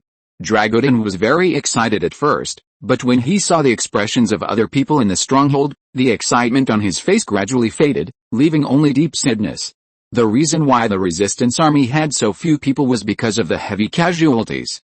And those who stayed behind might be the bravest people in the whole Sarajevo. Dragodin sometimes wondered, if all these people died, would there be anyone willing to stand up in this ancient city? Geralt looked at Kai and his men walking in intact with an expressionless face, and sighed in his heart. He thought Kai and his men had gained nothing, or were simply afraid. It was nothing, he was a demon hunter, and had seen too many such things. He knew how terrified ordinary people would be when facing these things. This was also the reason why they, the demon hunters, appeared. Geralt comforted everyone roughly, but he didn't take it too seriously. Everyone was so busy, how could they have time to be a close friend? But Geralt immediately found out that he was overthinking, and these people were much more powerful than him. Dragodin handed over a bag full of vampire teeth. Vampires killed by silver will not have bodies, they will turn directly into ashes, except for the canine teeth used to suck blood. This thing is also the most important evidence of killing vampires. At the same time, this thing is also a rare material. Demon hunters and major church organizations will collect these things. Geralt counted casually and found that there were at least 70 vampire teeth in it. How did you do it? Geralt's expressionless face showed a surprised expression. Dragudin couldn't help it immediately talked about those things. On the one hand, he did want to show off, young people, it's understandable. But if you really regard Dragudin as a stupid and reckless young man, you will underestimate him. The reason why he did this is more to boost morale. This is the biggest drawback of the rebels. Why are they getting fewer and fewer people? Casualties are one aspect, and the real problem is that they can't get replenishment, because other people can't see the hope of victory for the rebels at all. In this case, who will join them? Today, the people led by Geralt suffered heavy losses again. The atmosphere at the scene was already very bad. He had to stand up and tell the story of Kai and his group, otherwise the morale would only get worse. With the news of victory, the morale of the group of people was indeed restored a lot. They were not afraid of death. At this point, if they did not resist, they would die. What they were afraid of was that they could not see hope. And now hope has come. Geralt is not a good leader. He is just a demon hunter. He has no problem fighting, but he is a little hesitant to lead a group of people. This thing cannot be replaced by force. Fortunately, he is not a person who likes to show off. After learning about the combat effectiveness of Kai and his group, he immediately included Kai and his group in the core decision-making circle. He needs someone to help him share the burden. He would rather kill vampires than sit in command. He can't do it. Kai didn't think much about it and directly recommended Cortman and Afu. Cortman had been a soldier and even a senior officer. Later, he became an adventurer. Not to mention Afu, the others are active soldiers, so it would be best for them to coordinate. In terms of overall management and intelligence analysis, Kai was no match for them. Soon, Afu showed his expertise and began to sort out the intelligence sent by various bases, and made detailed comparisons at the fastest speed. Finally, he spent 2 hours to summarize it and made a report for everyone. Professionals are professionals. Afu quickly sorted out a report on each block in the new city from a lot of intelligence. After cross-comparison, he listed which block was the safest, which area had the most frequent vampire activities, which block had the most vampire activities, and various regular hunting routes, etc., which were clear at a glance. Geralt and the others were amazed. They had never thought about this before. They just went wherever there was danger, like a firefighter. But the actual results were not satisfactory. Now with these summarized detailed information, their work is much easier. Soon, Cortman took the personnel and equipment information of each base and began to redistribute the combat power. In Cortman's view, Geralt and his leadership were idiots. Their management style was very arbitrary. The combat effectiveness of each stronghold was very uneven, and there was a lack of strong coordination between them. He would only let them attack on their own. This was undoubtedly wrong. This was a war. War is about the overall situation, not just the present. They need to better allocate resources to make the most of these things. Soon a detailed personnel layout was thrown in front of everyone. Although it was only a very superficial layout, it was already precious under the current conditions. We need the necessary equipment and supplies, including various silverware, radios, guns, ammunition, medicines, etc. We can't be so scattered anymore. And those survivors we protect, we also need to protect them in a centralized manner. We can't be scattered anymore. They are also valuable human resources. They can be responsible for logistics, washing clothes and cooking, maintaining guns and weapons, etc., etc., and they all need someone to do it. And those who have a skill should also try their best to use it. We need all the power we can use. Seeing the new intelligence summary and personnel deployment plan, Geralt agreed immediately without any hesitation, and began to send people to contact each stronghold to start the implementation. Kai was not idle either. He quickly took advantage of the daytime to collect supplies from all over the city. What supplies does a city with hundreds of thousands of people need? At the same time, Kai also shared the news he got from the Russian vampire with Geralt, asking him to help find out. After getting the news, Geralt was much more excited than Kai. Kai looked down on the blood ancestor because he stood at a different height, but for Geralt, The awakening of the blood ancestor was definitely a big deal. Geralt simply handed over the matter of the resistance to Kai and his group, and he immediately went to collect information. As demon hunters, they always have some unknown sources of information. Don't think that there are no underworld traders among those dark creatures. On the contrary, there are many traders. As for who and what Geralt's source of information is, no one knows. Just like when Kai was in the police force before, the fewer people know the identity of the informant, the better. On the other side, a noble lady was sitting on a heavily guarded train, heading towards Sarajevo. Chapter 212 The Beginning of Chaos. Just as the group was busy, they suddenly received a message. This message mobilized almost the entire resistance army. They gathered all the survivors they could find in one block, and then built a simple defense line around these survivors according to the guidance of Cortman and Alfu to deal with the possible chaos. What's going on? Why are those vampires going crazy? Kai was called back in a hurry. He was collecting supplies with his men. They found a warehouse occupied by vampires, but when they just killed those vampires, they were called back by Geralt. It was said that the vampires were crazy and started attacking each other in broad daylight. And this madness is gradually expanding and will soon spread throughout the city. Geralt, it's not you demon hunters who did something, right? How to say the reputation of demon hunters, it should be considered mixed. On the one hand, they strangled dark creatures and brought safety to ordinary people. On the other hand, demon hunters have always been criticized for their style of doing things. They have always put the mission first and acted more recklessly, which sometimes often brings additional damage. It's not me. I was just trying to find out the news, and then it happened suddenly. Geralt was indeed wronged. He wanted to make trouble, but the problem is that Sarajevo is now the world of vampires, so it's not that easy to make trouble. So what happened? We don't know much.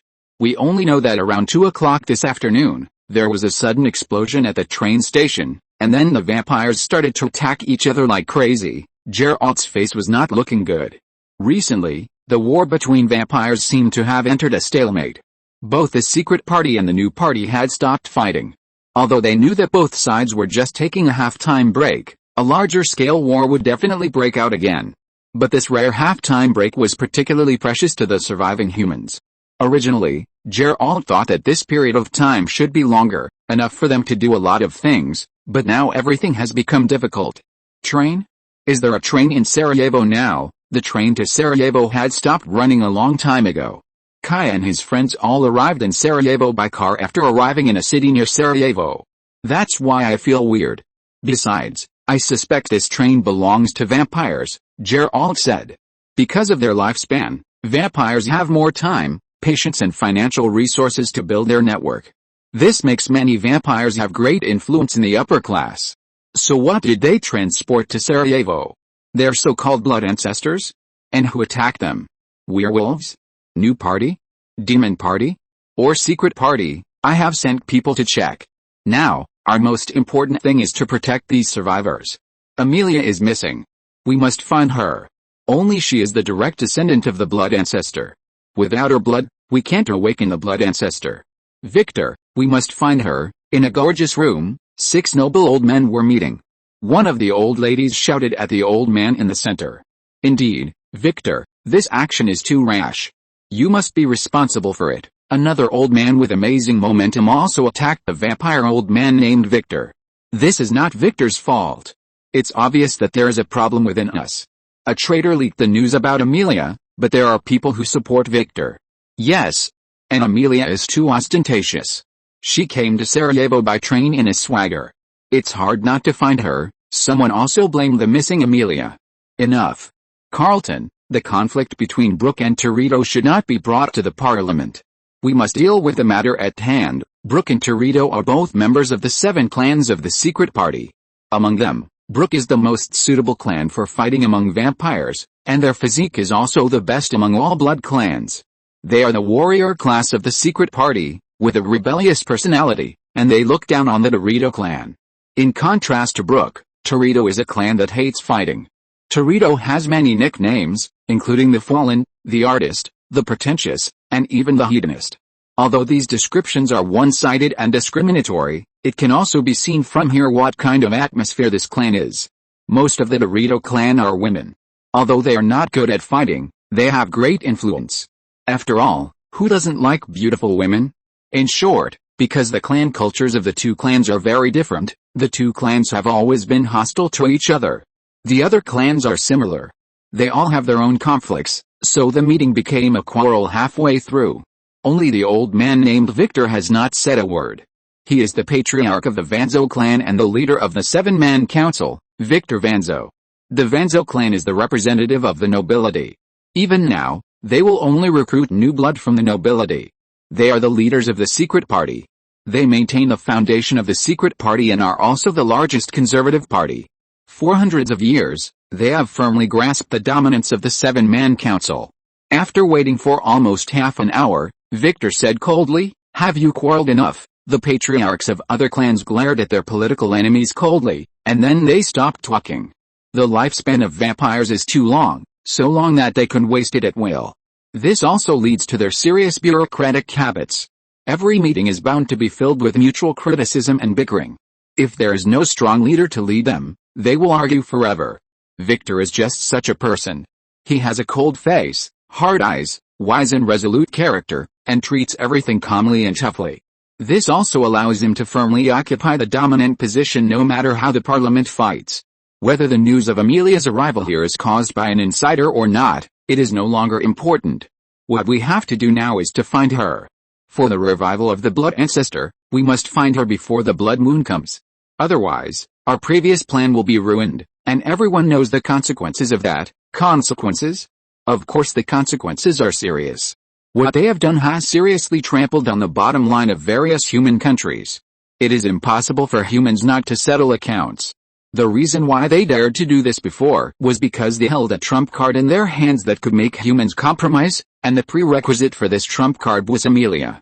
If Amelia cannot be found, haha, that would be a lot of fun. I will send the Death Walkers to deal with this matter.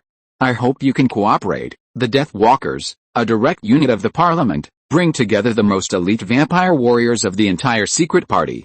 Their style is just like their name. Once they are dispatched, whether it is a vampire or something else, they will face death. Of course, this is the public statement. In fact, this armed force has always been in the hands of Victor. It is his ultimate guarantee to suppress dissidents and ensure his status. To put it bluntly, it is a role similar to the gendarmerie and the Secret Service. Even among vampires, the reputation of these guys is bad to a certain extent. They are equivalent to the Soviet Union's Internal Affairs Committee and the Nazi Gestapo. Under normal circumstances, these old men and women in the parliament will never let these vicious dogs of Victor run out to bite people. Because that will undoubtedly increase Victor's authority. These Death Walkers will not listen to the orders of others. Chapter 213 Death Walker. The meeting finally passed Victor's proposal to send out the Death Walkers. Now that things have gotten out of hand, they must come up with a force that can make the final decision to clean up the mess, otherwise they will also suffer. As for Victor's increased power, they didn't care. Anyway, Victor couldn't become the emperor of the secret party. They had plenty of time to play this political game that seemed to never stop. That night, a secret vampire army suddenly appeared in the city. These vampires carried cavalry swords, slung spears, and wore medieval armor. Just like the knights from hundreds of years ago, they rode on horses with red eyes and began to gallop on the streets of Sarajevo. They were like ghosts under the throne of the god of death, and they started slaughtering wherever they went. Their movements were as fast as lightning, accurate and deadly. They silently harvested the lives of those who dared to appear in front of them. The actions of these guys were so cruel that Gerald thought he had met his peers. The only thing to be thankful for was that these strange guys did not cause too much damage to the resistance and the survivors. Some of them were planning to attack humans, but a woman dressed in armor and dressed like an elf princess in The Lord of the Rings stopped them. Otherwise, the rebels would really go to war with them. After they passed the new city, they plunged into the old city. A secret force of the secret party, Gerald muttered as he watched the knights going away. Just go and see. Kai was very fond of the way these people dressed. It was rare to see knights these days. Gerald also wanted to go, but was rejected by Kai. These things didn't attack humans, which didn't mean they were friends. Now it was dark, and someone had to be on the defense line. It would be better for Kai to go alone. The more forces left on the defense line, the more at ease Kai would be. After Kai left the defense line, he used his ability to fly into the sky, hid his figure, and follow these vampire knights from a distance. Selena. You shouldn't be kind to humans. They are just food. It's been more than 100 years. You should forget your identity as a human being, a man among the knights said to his female leader. Selena, Victor's daughter, the leader of the Deathwalkers. Of course, the word daughter is in quotation marks. She is Victor's adopted daughter.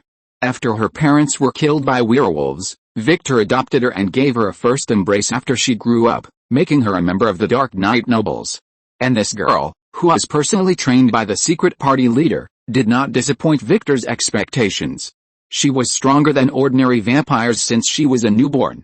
She also broke the record of the Deathwalkers and became the leader of the Deathwalkers at just over 100 years old. There was Victor's operation in this, but more of it was Selena's own ability. Otherwise, she would have been killed long ago.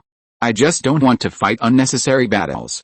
Our enemies are always those dissidents and werewolves, and humans are just food. Selena is a warrior carefully trained by Victor and his favorite daughter, so Victor carefully shaped her character from the beginning. She is smart, capable, has a burst of fighting talent, and is also loyal and kind. Victor is different from many vampires. He knows that a standard vampire will not be loyal forever. But a girl with human emotions can be. Selena really meets his expectations. Whether it is ability or personality, she perfectly meets Victor's requirements. Okay, kind-hearted Princess Selena. Just don't be soft-hearted towards the rebellious new party. Selena's personality is actually quite likable among vampires. No one likes to be surrounded by sinister and fickle bastards. With such a white lotus, at least there is no need to worry about her backstabbing. Humph. The enemy will not be forgiven. After saying that, Selena accelerated and rushed towards the old city. Soon they encountered the enemies of this trip, some completely alienated wanderers. They are those mutant vampires who have lost their hair. They are skinny, with big heads and small bodies, but their limbs are unexpectedly long, with great strength and agility. In addition to not having a brain and being always hungry, they are almost the best killing machines. When they saw a team of Deathwalkers, they immediately pounced on them. This surprised the Deathwalkers. They knew their reputation. Whether it was vampires or werewolves, they were rarely so brave when they saw them. Generally, the enemies would collapse and flee as soon as the sound of their horses' hooves appeared. Death follows like a shadow. For these elite vampire knights, this surprise did not affect their fighting. These silent warriors raised their spears and held them horizontally. With their other hands, they placed their gorgeous swords in front of themselves, kissed the blades, and said the prophecy of the Deathwalkers like a prayer. They always made it come true. The horses accelerated and then collided. Bang! There was a loud noise, and several wanderers were knocked away. Several wanderers were pierced by the spears and hung on the spears. Then the mutant vampires immediately turned into ashes. It was silver. These guys actually used silver weapons. After knocking away a group of wanderers, the Deathwalkers had to face more wanderers. These guys, like geckos, completely ignored the law of gravity, crawled over the walls and roofs, and then pounced on the Deathwalkers from above. The vampire knights were not panicked. They hung their spears on the saddles and used the long swords in their hands to chop the monsters that pounced on them into pieces. Although there were many mutant vampires, they still could not gain the upper hand. Instead, many of their companions were killed by the Deathwalkers. The running dogs of the old guys? Hey, try this, but don't forget that these wanderers were only used as tools from the beginning, and there were manipulators behind them. Several new party vampires took advantage of the Deathwalkers being surrounded and suddenly appeared from their hiding places, and in front of them were Maxim heavy machine guns. Da da da da da da da da. In an instant, countless bullets formed an airtight firepower network. Seeing this scene, Kai shook his head. He felt that the new party vampires thought things were simple. If the elite of the secret party could be dealt with so easily, they would not be called elite. Sure enough, the new party soon saw why the Deathwalkers had such a great reputation. 3 vampires stood up and opened their arms directly. 3 transparent protective force fields enveloped the other Deathwalkers. The bullets did not hurt the vampires at all, and they were all fixed in the air by the force fields. Seeing this, Kai felt that there was no need to watch it. If the new party did not have new means, this battle would be lost. But when he was about to turn around, a group of sneaky vampires suddenly came around from behind the Deathwalkers. Kai learned from Geralt how to distinguish the clans of vampires. This group of vampires had a crown badge on their chests. They are the Lysenba clan of the Demon Party. These guys are allies of the new party. This is not over yet. Just when a group of vampires were fighting fiercely, Kai found that farther away, a macho man with his shirt open was leading a group of macho men into the old town from another direction. Kai saw the portrait of the leader. That was Luciette, the leader of the werewolves. This guy is actually trying to take advantage of the situation. What a blast. Chapter 214, Infernal Affairs. Kai originally planned to go back after watching the excitement, but he didn't expect that this excitement was much more interesting than he imagined. This group of monsters really knows how to play. It can be said that when one side is in trouble, all sides will support it. The secret party here just sent out elites to give the new party a hard blow, but the demon party immediately planned to backstab the secret party, and the werewolves were even more ruthless. They planned to raid the new party's lair directly. Seeing such a lively scene, Kai didn't plan to leave immediately. These monsters are fighting among themselves, which means that the pressure on the resistance will be less. So Kai plans to follow the werewolves to the new party's lair. In terms of intelligence collection, the old city where the new party is located has always been a blind spot for the resistance. Kai plans to take this opportunity to visit the new party's territory and check what these vampires are doing. The werewolves quickly reach the vampire's lair. It must be said that this group of new party vampires really know how to play. They actually put their lair in the church, and they are not afraid that God will purify them. The new party's lair is in the Catholic Cathedral in Sarajevo. The official name of this church is Sacred Heart of Jesus Cathedral. It is the largest Catholic cathedral in the entire Serbia region. It is a typical Gothic building with two Romanesque towers on the side. The two towers have a good view. On top of the towers, the new party's vampires set up two firing points. They are all Maxim MG08 water-cooled heavy machine guns, and the firepower range can control the streets around the church. Kai can see clearly behind the werewolves.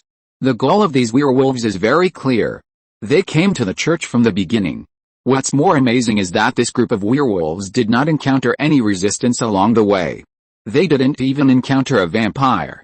As a former criminal investigator, Kai never believes in low probability events. These werewolves can't be so lucky. There just happened to be no patrolling vampires on the route they passed. According to Kai's guess, this group of werewolves must have planned it long ago. It just happened that those vampire knights ran to the new party to make trouble, and they took advantage of the chaos to walk in. Those vampire knights should be a coincidence, and the werewolves took advantage of such a coincidence. It seems that there are traitors on the side of the new party. The werewolves came to a street corner opposite the church, which happened to avoid the side of the high tower firepower point. The werewolves obviously knew that there was a firepower point hidden on the high tower. They did not rush to attack, but stopped at the corner, waiting for something. Kai also looked at the werewolves with interest. He wanted to see what would happen. After a while, a short old man among the werewolves looked at the pocket watch in his hand, and then began to bark like a wild dog at the moon. Because of the vampire civil war, humans withdrew from the city, which caused the number of wild cats and dogs in the city to increase dramatically. It was too normal to hear the barking of wild cats and dogs at night. No one would care. But Kai knew that these people would not do useless work. Sure enough, soon, the two high towers opposite had a situation, and Kai saw a flash of light. Kai was familiar with this firelight, which was the phenomenon of spontaneous combustion after the vampire was killed by silver. Seeing the fire on the tower, the werewolves were excited, and two of them couldn't help but transform into werewolves. As a result, when the two guys were about to howl like a werewolf, the werewolf leader Lucia grabbed their mouths and held back their howls. Generally, when a werewolf transforms, it is accompanied by the loss of reason and completely turns into a beast. It is also because of this that although the werewolf's combat power is stronger than that of vampires, it is always suppressed by vampires. The strongest power in this world is always wisdom. But Lucia in front of him is different. He can suppress the beast of the werewolf. He made the two transformed werewolves quiet down. Shut up, idiot. These two simple words made the werewolves around who were originally ready to move quiet down honestly. After a while, two shadows flew out from the two towers and landed beside Lucia. Lucian, you are a beast without a brain. You broke our agreement. You even unilaterally advanced the plan. You almost killed me. Aren't you still alive, Craven? Well, you can tell me where the enhanced poison gas is. Facing the rage of the vampire, Lucian seemed very indifferent. He opened Craven's hand that was grabbing his collar and said lightly, "Asshole. Plan. Plan. Plan. Why don't you, a beast, ever understand the importance of a plan?" Craven was almost mad to death. He had originally planned very well, but the werewolf in front of him never followed a plan. If there was no choice, Craven would never cooperate with this idiot. Lucian obviously looked down on the vampire in front of him. He sneered at Craven and vented his dissatisfaction. Craven soon calmed down. As I said before, he had no choice. Watching this infernal affairs, Kai only felt that they were much more interesting than Andy Law's performance. By the way, will Andy Law appear in this world? Kai was hiding his body and watching the infernal affairs between them, but he didn't know where his thoughts were. By the way, as a child born in 1980, Andy has always been his idol. I remember that when he was a teenager, his biggest wish was to go to Andy's concert. Unfortunately, he couldn't fulfill this dream until he traveled through time. How many years will Andy be born? 1961, 43 years. Just when Kai was daydreaming, the werewolves completed their transformation and climbed up the tower along the wall, mastering the firing point. Then the werewolves began to attack the church. The vampires in the church were very alert and immediately launched a counterattack. The vampires in other strongholds also reacted. But soon their nightmare began. The firing point on the tower opened fire, but not at the werewolves, but at the vampires who came to support. There are 8 Maxims on each tower, and 6 bases of ammunition, most of which are silver-embedded bullets. The standard ammunition base of a Maxim heavy machine gun is 1,000 rounds. Silver bullets are embedded, and the warheads are made of silver. These 2 towers were originally the defense system that the new party built with great effort. As a result, they are now controlled by the werewolves, and a group of new party backbones almost vomited blood. But the problem is that they can't get close to the church even if they vomit blood. Now the main combat power of the new party is to deal with the Death Walker, and the combat effectiveness of the personnel left in the church is seriously insufficient, except for Craven. Now they can only look forward to Craven. The vampires of the new party are still looking forward to Craven, and Craven ran out of the church vomiting blood, followed by 5 or 6 werewolves. Craven was still shouting while running, "It's Lucian. It's that bastard Lucian." A group of new party vampires immediately suppressed the towers temporarily with firepower and responded to Craven. This hook wolf is really good at playing. Kai, who had been hiding on the roof, was stunned. Craven's performance was too real. In fact, except for the words in his mouth, everything else was real. This bastard was really injured. And the wound was caused by silver, which was very corrosive. Craven's condition was quite bad, but Kai could see clearly that although this kid looked miserable, it was not a fatal injury. He was far from death. He also ran out with a box in his arms. It seemed that this box was very important. A group of vampires also treasured these boxes. Immediately sent someone to escort the injured Craven and the box back. Interesting, let's see if you can bring me any surprises. Kai followed. Soon a group of vampires took the injured Craven to a heavily guarded villa. During this period, someone wanted to take the box away, but Craven guarded the box tightly. He claimed that the werewolves would break in so easily, there must be a traitor, and he would not give the box to anyone except the person he trusted. Although the other vampires were a little angry, what Craven said was not wrong, so they had to give up. If he took the box by force at this moment, he would be putting the blame on himself. Vampires are very smart, no one would do such a stupid thing. Craven refused other people's help to treat him, but asked for several large bottles of the girl's blood, and then drove everyone out. He looked like a loyal victim. He cleared himself of all responsibility. Pa, great acting, Mr. Craven. Craven was also very proud of his acting skills, but at this moment, applause suddenly rang out in the room. Chapter 215 Chaos. Soon, Craven was the only one left in the room. He looked at the empty room, and endless fear grew in his heart. Because just now, he told all his biggest secrets to the mysterious man. Of course, Craven didn't do it voluntarily. But he was powerless in the face of the mysterious man. Now Craven could only wait for the final judgment on himself in a panic. He was afraid that his details and secrets would be spread by the mysterious man. If that was the case, he would have nowhere to escape. Humans, the new party, the secret party, and the werewolves would all make him die without a burial place. On the other side, Kai, who left, was also sighing that there were such traitors in the world. Kai used a little trick to make this vampire named Craven reveal all his secrets. Craven was a backbone of the secret party. He was a descendant of the first embrace of Victor, the leader of the secret party. Like all vampires of the Vanzo clan, Craven was born into a noble family and was very proficient in political games. He was shrewd, capable, cautious, and full of ambition. It was also because of these characteristics that he was chosen by Victor to become a spy. Victor is different from other vampire leaders. He knows the nature of vampires very well. Vampires are greedy. They always want more. When they were human, they wanted power, enjoyment, and long life. It was these greedy desires that made them abandon their human bodies and join the Dark Knight nobles. But their greedy desires will not stop because they become vampires. They always want to get more. So Victor will constantly select spies to infiltrate those possible opponents and grasp their movements to ensure that his rule will never be shaken. Craven is one of them.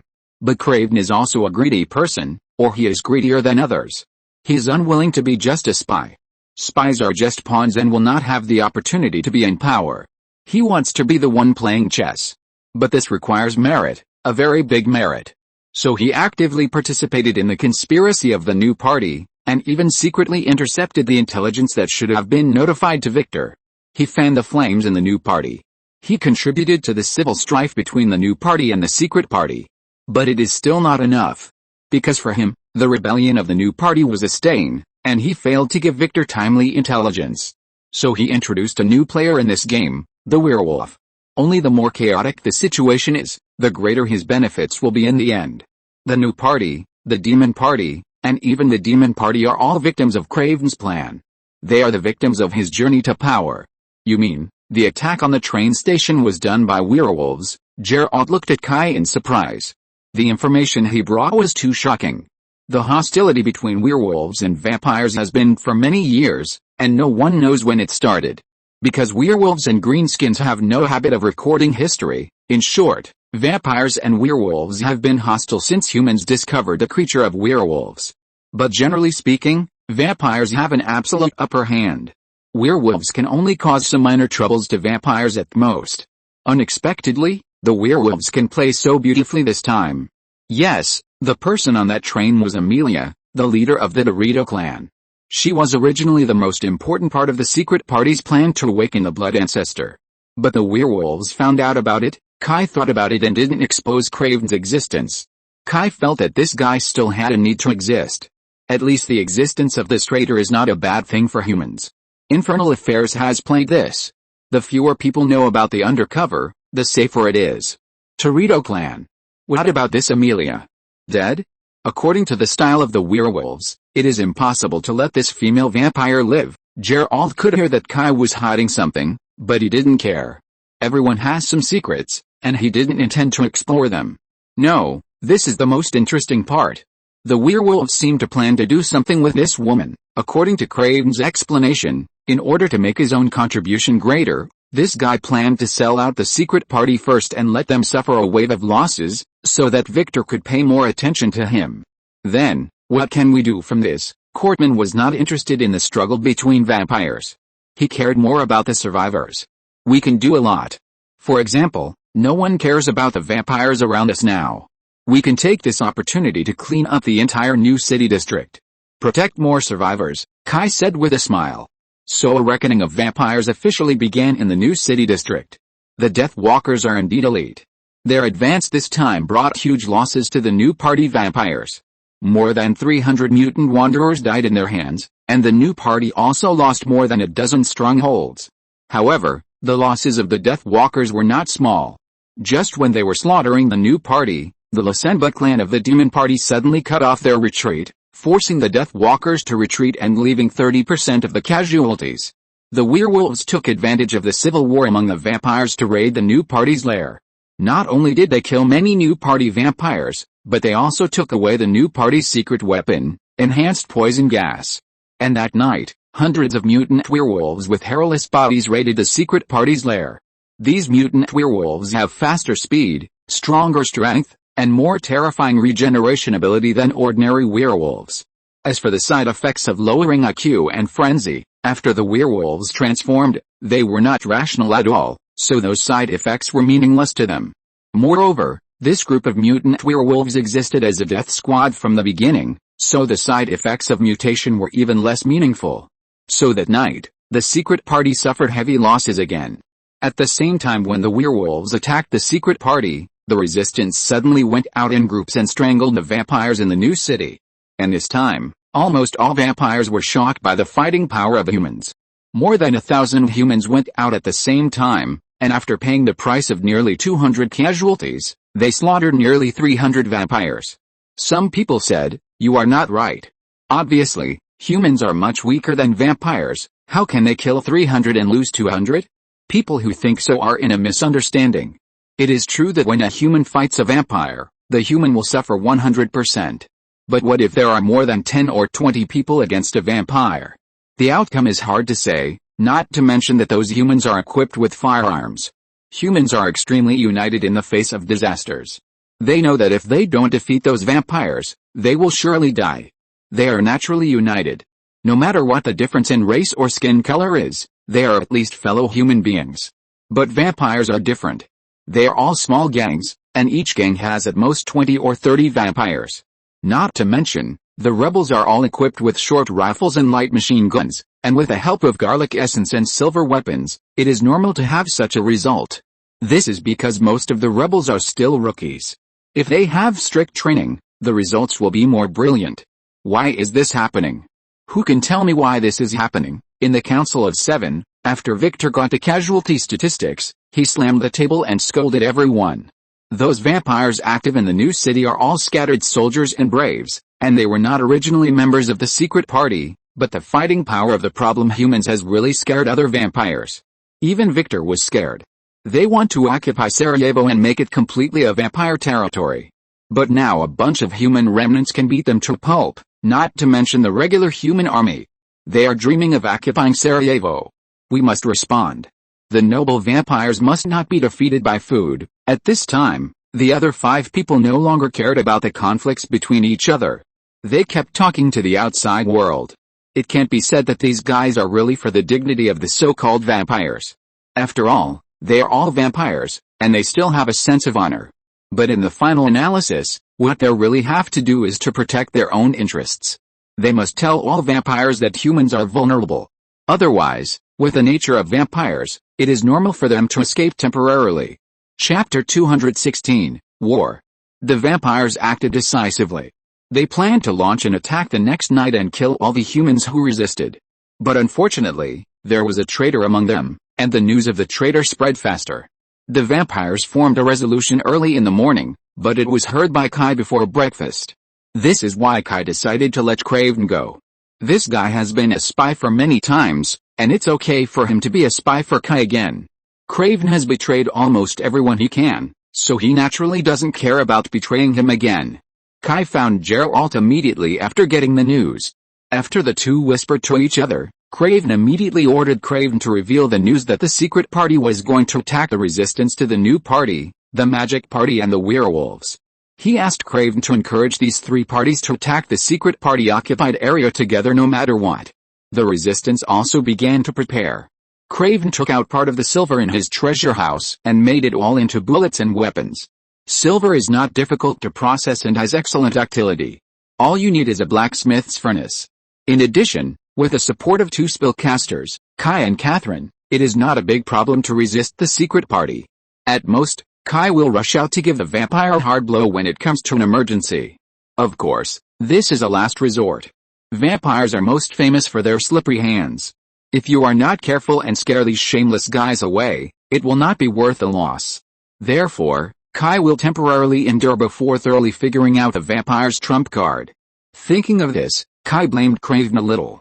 If he knew the real trump cards of the old ghosts in the secret party, everything would be simple. Kai only needs to find the vampire's lair and destroy the trump card, and everything else is a piece of cake. But this secret is only known by 7 old ghosts. Originally, Craven asked the werewolves to capture Amelia, partly because he wanted to get this secret. Unfortunately, although Amelia came from the most recognized weak Torito clan, she was unexpectedly tough on this matter. No matter what torture she was subjected to, she would not say anything. But from another perspective, this is actually a good thing. At least in this way, Kai can use the hands of the rebels to reduce the number of vampires as much as possible. Even if Kai has 3 heads and 6 arms, he is only one person. Even with Catherine and others, or even Geralt, it is still not enough. Vampires are not stupid. After seeing their true strength, won't they run away? Facing a group of cunning vampires, how many can they kill? When they scatter, no matter how powerful Kai is, he can only watch most of the vampires escape. It is better to be prepared and rely on the advantage of numbers to severely weaken the number of vampires, so that these monsters will not harm people again. At night, the secret party entered the new city from the central city as scheduled, but what awaited them was not panicked humans, but silence. There was no sound in the entire new city, and even the wild cats and dogs that usually roamed the streets disappeared, as if they had a premonition of something. Selena, don't you think it's a bit strange? A vampire among the Death Walkers saw the quiet city and couldn't help but feel something was wrong. The Death Walkers were not the main attackers this time. They were the commanders and the supervisors.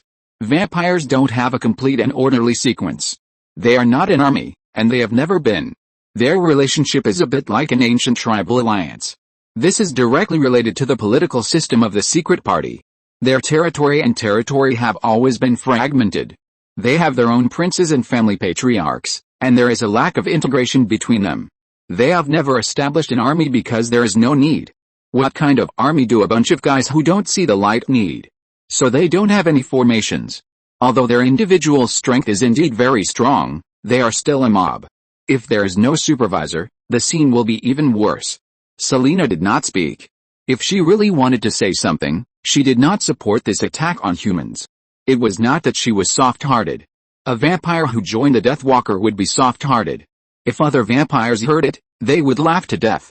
Selena was indeed kind, but as a warrior, once she went to the battlefield, she would only be a warrior. As a vampire, she could be kind, but she could never be a saint, otherwise the grass on her grave would be 3 feet high. Although she was once a human, don't forget that Selena received the most orthodox vampire education. She could give mercy to humans, but she would not forget her identity. In fact, she felt that the 7 councils did not need to go to war with humans, because their biggest enemies would always be the demon party and the new party rebels. Well, let others be careful. Selena, like many vampires, did not think that humans could resist them. So she did not care about her companions' reminders. Seeing that Selena was not sad, her companions could only shrug their shoulders. He also felt that he was overthinking. But just as he was about to turn his head and look forward, a sudden sound came, and then his head exploded with a bang like a watermelon hit by a hammer. Selena reacted quickly and knew that someone was attacking them. Enemy attack, but it was too late. Countless guns were stretched out from the windows on both sides of the street. Bang bang bang bang. The sound of gunfire was like the firecrackers on New Year's Eve, continuous. Countless bullets streaked through the air, shining like fireworks, extremely spectacular. The vampires walking in the front fell down in groups without even a groan, and from time to time some vampires turned directly into ashes. Be careful. The enemy has silver bullets. Selena and other Death Walkers were riding tall horses, which made them the focus of attack. Who told them to be so conspicuous? Although the Death Walkers were all strong people also have times when they take a nap, not to mention that these vampires didn't take humans seriously from the beginning. Many of them even thought that this battle was just a simple armed parade. So when the attack happened, most of them were not prepared. So in the first round of attacks, 6 Death Walkers were hit by bullets, and 3 of them were lucky enough to be hit by silver bullets and died on the spot. Selena was not very lucky either. The warhorse under her was directly shot in the head by a stray bullet. Although she was not injured, she was really embarrassed. Counterattack. Counterattack. Selena jumped and quickly hid behind a wall from the warhorse. Under Selena's command, some Death Walkers immediately came to their senses. These elite vampires immediately showed unparalleled tactical qualities. They were not demoralized by this sudden attack. On the contrary, seeing the casualties of their companions made them full of anger. After a series of angry screams, the Death Walkers and a group of vampires rushed all the way, running madly on the top of the building, like huge human-shaped bats in the night. Their speed was too fast, and the ordinary soldiers of the resistance army could not block them at all, so they could only shoot at the roof. But this kind of attack could not really hurt those Death Walkers. Soon, The Death Walkers rushed to the outermost positions of the rebels, those hidden in the houses on both sides of the street. Screams continued to ring out, and the rebels were no match for these Death Walkers. Under the attack of the Death Walkers, the rebels' firepower immediately became sparse, which gave the vampires on the front battlefield an opportunity. These vampires immediately ran out of the bunker and rushed madly towards the block where the rebels were. If you're listening to this novel on a channel other than Fanfic World, it means they downloaded and uploaded it without effort. We cordially invite you to visit our channel, Mundo Fanfic Novelis. There you'll find the original version of this story and you can explore many other novels of various genres. We're waiting for you to immerse yourself in a world of incredible novels. Chapter 217, Vampires Retreat. But just as these vampires passed through the blocking position set up by the rebels on both sides of the street and entered the core area of the rebels, they saw rows of temporary barricades made of furniture and building materials. Before the vampires could vent their anger, they saw a row of machine guns sticking out of the barricades. Da da da da da da da da. Facing the appearance of the vampires, the barricades that had been waiting for a long time immediately opened fire. The gunshots rang out like thunder. Countless vampires just wanted to dodge, but were instantly pierced through the body by bullets. A team of vampires wanted to hide behind the newsstand on the street, and two British Vickers machine guns suddenly swept over. They were beaten to pieces by thousands of bullets in the blink of an eye. The team of vampires was swept, and several vampires wanted to roll on the ground to escape. The thumb-thick bullets swept the vampires into a pile of minced meat in an instant. On the other side, the vampires who had originally rushed into the buildings on both sides of the street also encountered big trouble. The vampires' initial actions went very smoothly. Their speed caused the rebels hiding in the buildings to panic, and the vampires also achieved considerable results. But they soon encountered unexpected resistance. First, a group of strong men joined the battle. The vampires were no match for them at all. These people killed all the leading Death Walkers in just one encounter. Secondly, because of the support, the rebels quickly stabilized their initial panic. They dropped their short rifles and picked up shotguns to fight back. The short rifles have excellent range and power, but in narrow rooms and corridors, their lethality to vampires is obviously insufficient. These vampires are too fast, and they can always dodge before the rebels open fire. Their reaction speed is much faster than that of humans. But shotguns are different. They have strong firepower, quick reaction, and a wide killing area at close range. Especially the wide killing area is particularly deadly in narrow buildings. What's the use of your vampire's quick reaction? The room is so small, and at most two shotguns can block all the vampire's evasive space. In this way, the original advantage of the vampire disappeared instantly, and as more and more rebel soldiers joined the battle, the vampires were surrounded. Selena asked the vampires to form a commando several times, hoping to break through the human position, but they were beaten back by the rebels' crazy firepower. When the humans, led by Kai and others, wiped out the vampires who broke into the building, the large vampire army on the street became a turtle in a jar. Seeing more and more vampires die in battle, Selena knew she had to do something, otherwise the vampires would definitely lose this battle. A scream resounded through the battlefield, leaving the originally high-spirited rebel soldiers covering their ears and rolling on the ground. The sound seemed to come from hell, tearing the nerves of the rebel soldiers crazily, making them miserable. As Selena showed her power, some vampires with blood power also released their power. Several elite vampires from the 7 major clans turned into a group of bats. This is the ability of the so-called high-level vampires, turning into bats. Only the most direct bloodline of the 7 major clans can develop this ability. Whether it is escaping or raiding, it has a very strong effect. Unfortunately, this time they encountered a demon hunter who was very familiar with vampires.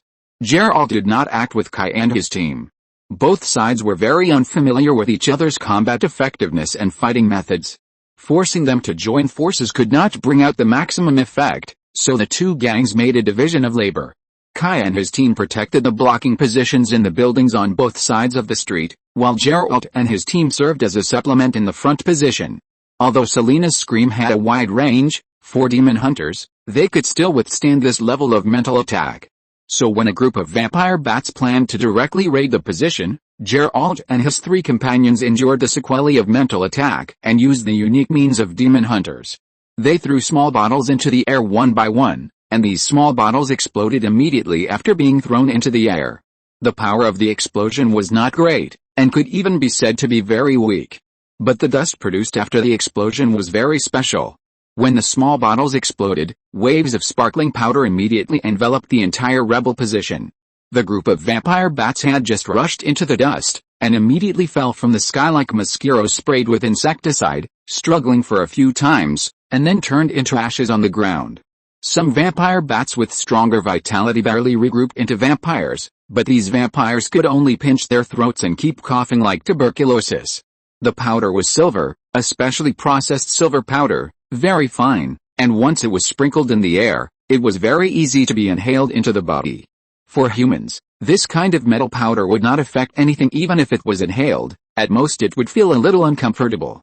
But it was different for vampires. Silver was poison to vampires. Then Geralt and his companions finished off several vampires who had no ability to resist.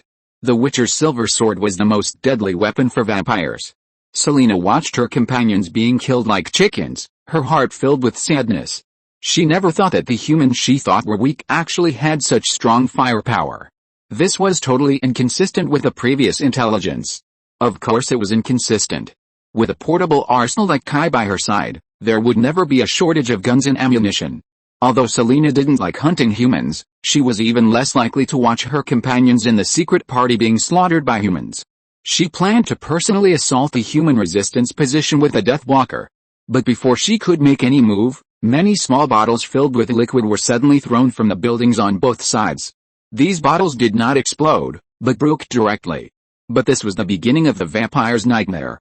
An extremely stinky smell came from the street. The smell was hard to describe.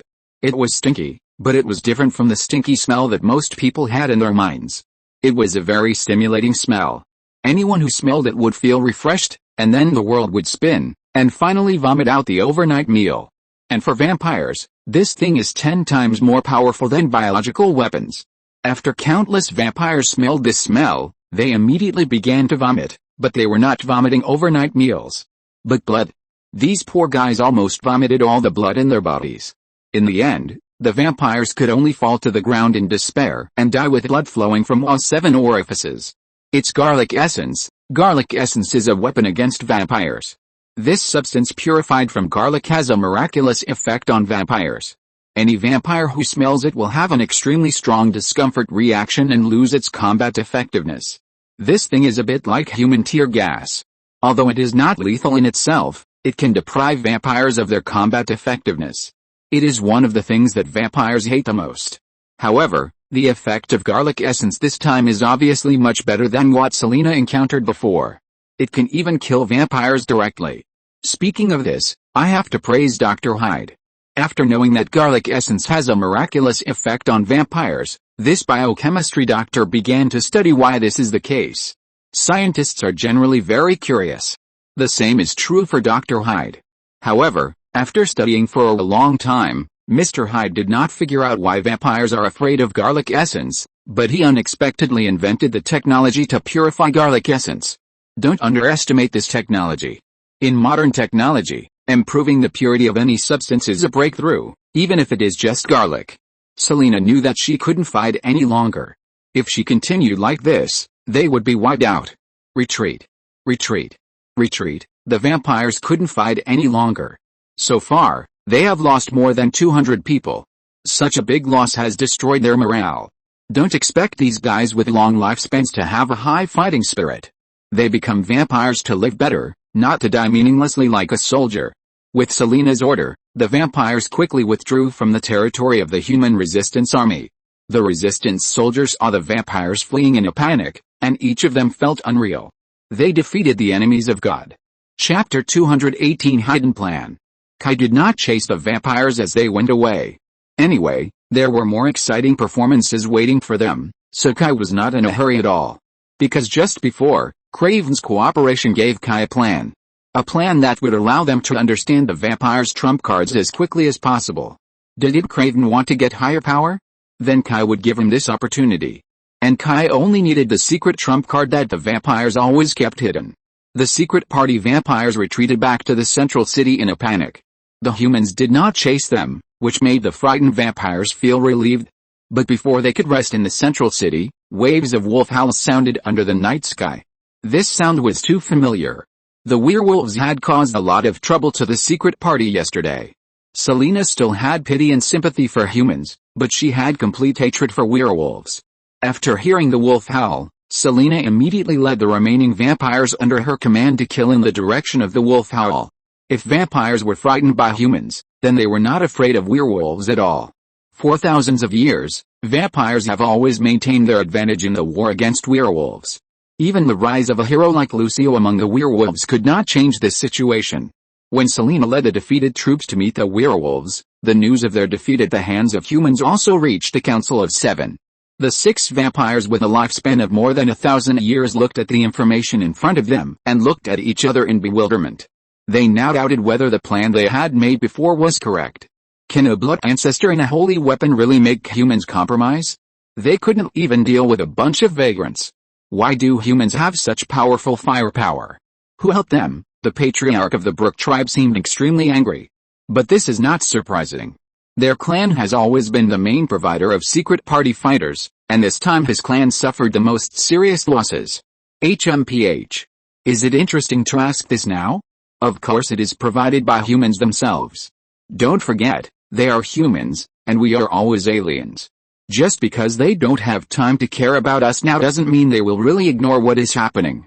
I even suspect that more support will arrive here soon. Another elder was obviously no longer optimistic about the current situation. And what he said made sense.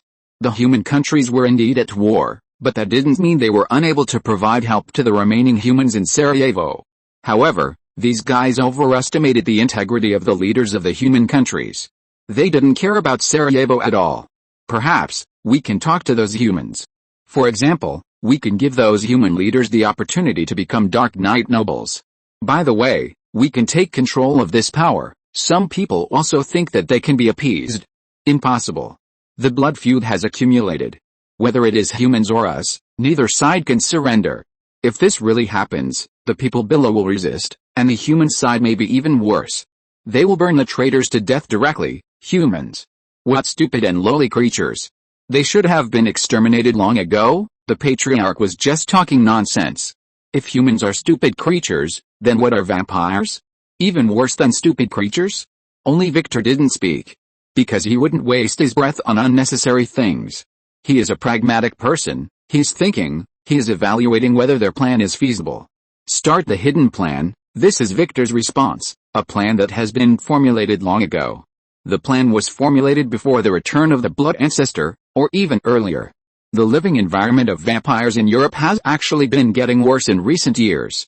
They have too many enemies, werewolves, churches, demon hunters and some messy organizations, while eyeing vampires. There is no way. Who said that among all the dark creatures, only vampires are the best? They have unimaginable wealth and unparalleled foundation. If others don't deal with them, who should they deal with? So a long time ago, they started the expansion plan. The so-called expansion here is just a nice way of saying it. They are actually planning where they will go when they can't make it in Europe. The flower-growing family used to be such an alternative. The flower-growing family is indeed a good place to go. The territory is vast, the culture is prosperous, and the population is large. The last point is very important. Having a population means that vampires can hide more easily, and it is easier to develop offspring and hunt for food. In short, in their view, the flower-planting family is an extremely ideal colony. Unfortunately, this idea just came up, and it was shut back by the great men of the flower-planting family. They had almost no power to fight back. The 7 major clans sent many elites, even including several clan leaders. In the end, they all died without even a bubble. So the plan to go east was completely aborted, and later there was the current alternative location, the American continent. The rise of the United States in recent years, the vampires are also very clear. Although the innate conditions are a little worse than those of the flower-planting family, North America is indeed the best choice compared to other continents. What? The other congressman screamed. Of course they knew what this meant. This is not as simple as moving, packing things and sending them to the car, and then you can go. How many years have vampires been operating in Europe? Their wealth and connections are in Europe. But what about the American continent? They have no roots there. Apart from some obvious investments, their influence in the United States is very low. This is not the most important thing. The most important thing is how many people will follow them. It is conceivable that if this plan is really implemented, the secret party will fall into a big split. America? In the old thinking of many vampires, it is just a barren land. This is just a choice under last resort, but we must be prepared. Victor didn't say some words, but everyone is an old man, and everyone knows it in their hearts. Once the plan fails, they can only run away. As for the others, I can't care. There was silence for a while, and finally everyone tacitly stopped talking about the previous topic and returned to the current situation. Amelia hasn't been found yet. We have also tried the new party, and the person should not be there. If she is really there, they would have used her to negotiate with us long ago. An elder was just about to express his opinion when a vampire knocked on the door. This made the patriarchs very unhappy, but the vampire ignored it. That was a Death Walker. They would not take other vampire leaders seriously. Of course, they would not be so rude at ordinary times. Facts are facts, and they have to pretend. Others also understood that something extraordinary must have happened. Soon the Death Messenger said something in Victor's ear. Then Victor looked at him in shock, and the Death Walker nodded very affirmatively. I know, Victor asked the Death Walker to go out, and then said to others seriously, we are in big trouble. My secret talk just sent me back a message. Amelia is in the hands of the werewolf. What? Impossible. How could those beasts have this ability? To vampires, werewolves are just a bunch of noisy barbarians, who are good for nothing except trouble and making some noise. They can't get top secret information from the vampires. Of course it's impossible, but what if someone cooperates with them? Victor said with a sneer. Who has completely abandoned the glory of the Blood Clan? Who do you think it will be? This time Victor's smile became extremely ironic. You mean, the new party? How dare they? They really don't dare. So only a few people in the new party cooperate with the werewolves. Not many people in the new party know about this, Victor said with a little pride. This proved that he was right. Although Craven failed in his previous performance, he did a great job this time. In addition, I have to regretfully tell you a bad news. It seems that someone in the new party has learned about our plan. Although they have not been able to fully grasp the real part of the plan, they can be sure that they know how important Amelia is to us. Chapter 219 The Rise of Craven. This news was like a firecracker thrown into a fish pond, and the clan leaders were immediately furious. They had already despaired about the prospects of the plan, and what was going on? At the most critical moment of the plan, the new party rebelled and found out. What was worse was that the werewolves also got involved. It could even be said that it was not too bad for the new party to find out about the plan. After all, the new party was also a vampire, and they also had a need for Sarajevo. If it really came to last resort, they could negotiate with the new party. But the werewolves, they wished that all the vampires would die. If they found anything wrong, they would just have to wait to receive Amelia's body. Damn those rebels, now is not the time to talk about this. We should hurry up and rescue Amelia. Save? How? Where? Lucia is not an easy beast to deal with. We have tried to kill him so many times, but what happened? Then are we just going to sit there and do nothing like you? What did you say? Are you too old? Can't you hear what others say? Victor watched these arguments indifferently. He was used to this kind of scene, or he liked to see this kind of scene, because only in this way would the parliament need an arbitrator, otherwise his status would not be above others. I have a plan. At the end, Victor finally made the final decision and threw out his plan. A few hours later, Kai was listening to Craven's report in an abandoned house. In other words, that Victor has decided to use you to complete his so-called plan. Craven stood in front of Kai trembling, not even daring to raise his head. It's not that he hadn't thought about removing this huge threat in front of him, and he had even made detailed arrangements. This time, he not only brought his confidants but also borrowed a group of elites from the werewolf leader Lucia. But so many people were killed by the man in front of him in less than 3 minutes. Only Craven was left. What could Craven do in the face of such a person? Of course, he could only lick his knees. So he was very honest, and without waiting for Kai to ask, he told the man in front of him everything he should and shouldn't say. What's more tragic is that Craven doesn't know any useful information about the man in front of him until now. He has become a pawn again, and the kind that has no chance of resistance. In other words, if your plan can be completed, then you will have a chance to meet Victor, Kai didn't expect the plan to go so smoothly. He would immediately know the hiding place of the core vampire figure, and at that time, everything would end ahead of time. Should? I don't want should, I need to be sure of the answer. A vampire has no human rights in front of Kai. I don't know if I can meet Victor. These clan leaders are mystics. They rarely show up in front of non-confidants. So I can't guarantee that I can meet him. What I said is true, sir. I swear. Craven didn't want to lie, but he didn't dare. Kai didn't think he was lying. Because the intelligence he had collected so far was like this. He caught a lot of vampires, but they didn't know where the clan leaders were. What's more terrible is that most vampires don't know the names of their clan leaders. The information on the demon hunters is even less. They only know that the main body of vampires is 13 clans, and as for the high-level structure of the 13 clans, they don't know anything. These vampires hide themselves very deeply. You said, after you rescue Amelia, where will she be sent? Kai suddenly thought of another way. She should be reunited with the other clan leaders. After all, they need Amelia to revive the blood ancestor. Craven is sure of this. That's great, you start your plan today. Yes, Craven didn't know what the man in front of him was going to do, but it was not difficult to guess from his request that this man was going to deal with the patriarch of the 13 clans. Craven had no opinion on this. He was a political speculator and could never have the valuable quality of loyalty. What he was thinking about now was how he could benefit from it. Victor's plan was not very clever. It was nothing more than coercion, inducement, and assassination. However, routines are not afraid of being old, just see if they are useful. His only mistake was to let Craven, a traitor, carry out the plan. Victor believed that Craven could get such important information from the new party, which showed that he had enough ability. He even sent his daughter to bring a whole team of Deathwalkers to cooperate with Craven to carry out the plan. Craven was naturally surprised when he saw Victor's support. But privately, he was quite nervous. He was afraid that these Deathwalkers would see the clues. Fortunately, Craven used his wit to fool these people. He used several core leaders of the new party as scapegoats. He deceived them to a secluded place with lies and then murdered them. This was Craven's long-term plan.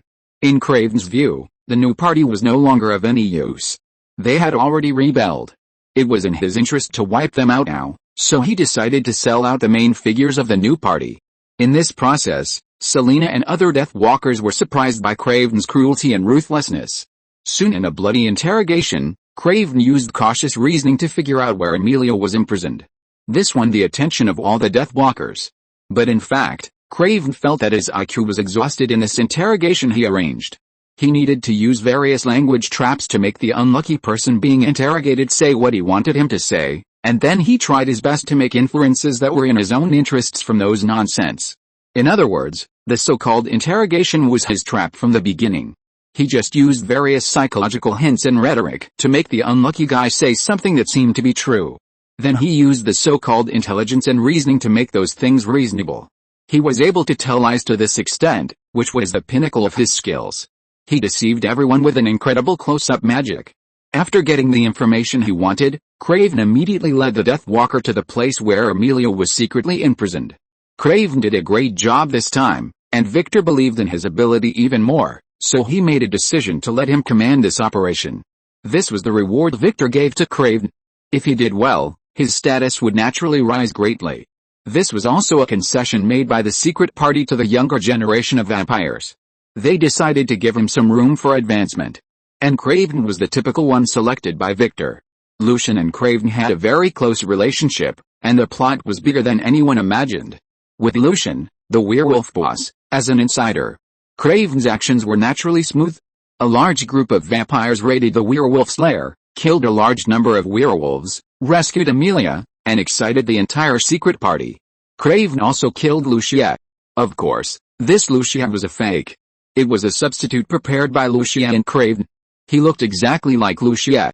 In order to ensure that everyone was deceived, this Lucia was also transformed into a werewolf by Lucia himself. In this way, Craven became a rising star in the secret party. But no one noticed that when they took Amelia away, someone in the dark planted a tracking rune on Amelia. Chapter 220, I'm a little late because I'm cleaning the house today. That is the tracking function of the Aegis. Once it is branded with runes, it will definitely not escape Kai's tracking. At first, Kai planned to rely on Craven to find the vampire's lair directly, but this group of old-timers was too cautious. None of them believed that even if these vampire patriarchs ruled the entire secret party, they relied on their own confidence to convey orders. This is just like the ancient feudal dynasty. Those princes are local lords, and the Council of Seven is the king. They do not directly control the entire vampire kingdom. They just exercise their power one level at a time. Doing so will of course lead to a series of problems, but it also has its own advantages, that is, to maximize the safety of the entire Council of Seven. The members of the Council of Seven have enough prestige, and they originally have powerful power, which makes this power structure operate consistently until now. Compared with humans, vampires still have their advantages. No matter how wise and powerful the human king is, he will always grow old, but vampires don't worry, they get stronger as they get older. Kai followed Amelia to an old house, but unfortunately, this is not the lair of the Council of Seven. While Kai was waiting, the only thing he discovered was that this place was closely guarded by humans. Yes, humans. These people were obviously police and soldiers. On the contrary, vampires were very rare. It seemed that these guys were the humans who defected to the vampires, as the rebels had said before. Kai certainly wanted to kill these human traitors. But in order not to alert the enemy, Kai could only wait quietly. The vampires were so nervous about this woman that they would definitely not ignore her. It would be refreshing to rush over and kill them in a fit of rage, but it would not help the current situation at all. While Kai was waiting, the vampires also made a big move. After Amelia returned, their plan could be launched. What's even better is that the werewolves had been defeated by them, and for a long time, they could not cause them any trouble. Now only the new party was left. Especially since someone in the new party knew their plan, although not all of it, it was still a threat to them. So in order to ensure the smooth implementation of the plan, they had to destroy the new party. For this reason, Victor once again rejected all opinions and let Craven command this mission. His reasons were also very sufficient. Craven was originally a spy he had planted in the new party. He knew the intelligence of the new party very well. With him in command, this mission was absolutely certain. For this reason, Victor asked his daughter Selena to be Victor's deputy to suppress possible opposition. The other members of the parliament had no doubts about this. First, they had no time to care about this now. All their energy was on completing the plan. Second, what Victor said was indeed reasonable. On the third night after Amelia was rescued, when the blood moon was high, Amelia suddenly moved underground. These vampires who were a little too cautious actually let Amelia leave the place through the underground sewer. If it weren't for Aegis, Kai would have been deceived by them. Just when Amelia was moving, Craven also launched a surprise attack on the new party. Craven was familiar with every defensive point and troop deployment of the new party. With such a traitor leading him, the secret party's action was surprisingly smooth. The secret party's troops almost broke into the old city with a devastating momentum. "We must do something, or we will all be punished by daylight," a leader of the new party shouted to his companions. But more members of the new party lost confidence in this war. In fact, they were a little shaken when the side effects of the enhanced poison gas took effect. The enhanced poison gas did give the new party a powerful force, but things have two sides. The mutant vampires are indeed very strong, but they also bring many problems. The most serious problem is that they are short of manpower. This is not a joke. Those brainless mutant vampires can fight, but they don't have any brains. And what the new party wants to do can never be solved by force alone. Their goal is to create a new force. If the people in the new force are all mutants, only fools will join them. Although they rely on those mutant vampires, they are in a stalemate with the secret party. But everyone knows that this situation will not last long. After all, the secret party's foundation is there.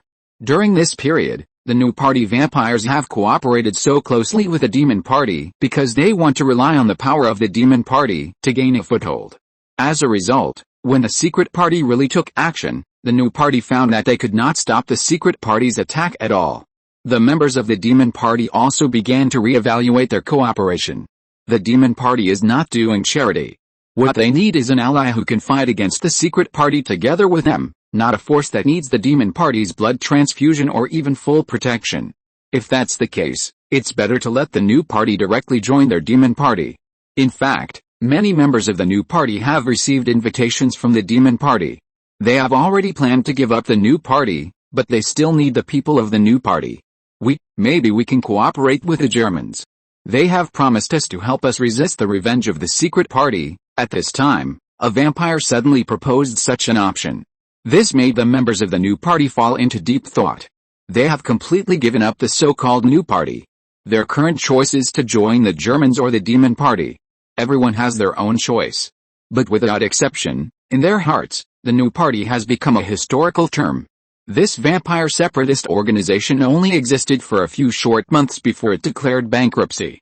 It has to be said that vampires are really not a race with strong willpower. In their eyes, politics is always just a simple struggle for power and profit. What doctrines and programs are nonsense.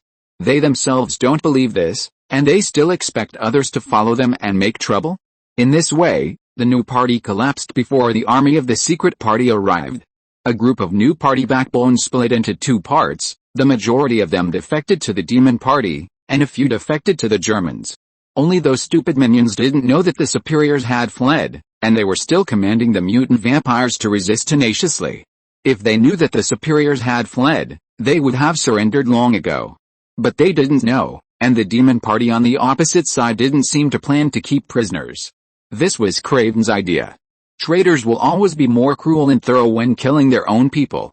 He knew that although he was arranged by Victor to be an undercover in the new party, it would more or less become his stain.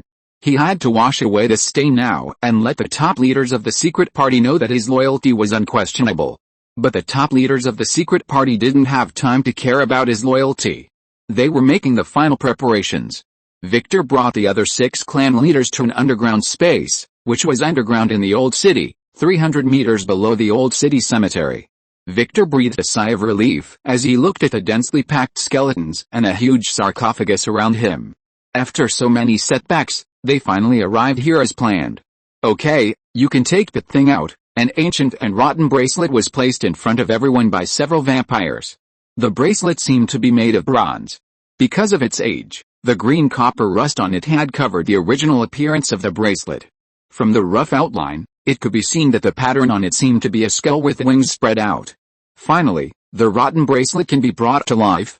Chapter 221. I'm so sorry for posting so late today. Hearing Victor's murmur, a group of vampires looked at the ancient and decayed bracelet with a pilgrimage. In this world, most people think that vampires are creatures without faith. In fact, they are not wrong. But it is not comprehensive. Vampires have faith, and they believe in their ancestors. That is, the blood ancestors in their mouths. There are many legends about the birth of the blood ancestors among vampires, but in the end, all the records that should have existed were deleted for some reason. The most popular saying now is that the source of the blood clan is Cain, in the biblical story. Many people are familiar with this legend, so I won't talk about it. Vampires rarely believe in Cain. What they really believe in is the origin of the 13 clans, the Blood Host. Blood Host is the 3rd-generation vampire in the legend. It is the offspring of Cain's descendants. It is the most powerful generation among vampires. They claim to have the ability to stand shoulder to shoulder with God, so they became the main leaders of vampires in the future, later generations called the 3rd-generation Blood Host.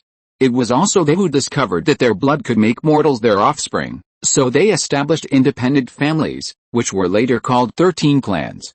Each 3rd-generation vampire is the ancestor of their own family. But because the time is too long, vampires are not sure whether they exist or are just a legend. In short, the 3 generations of vampires have completely disappeared, and only their descendants are still multiplying. And the blood ancestor is said to be the direct descendant of the 13 blood hosts.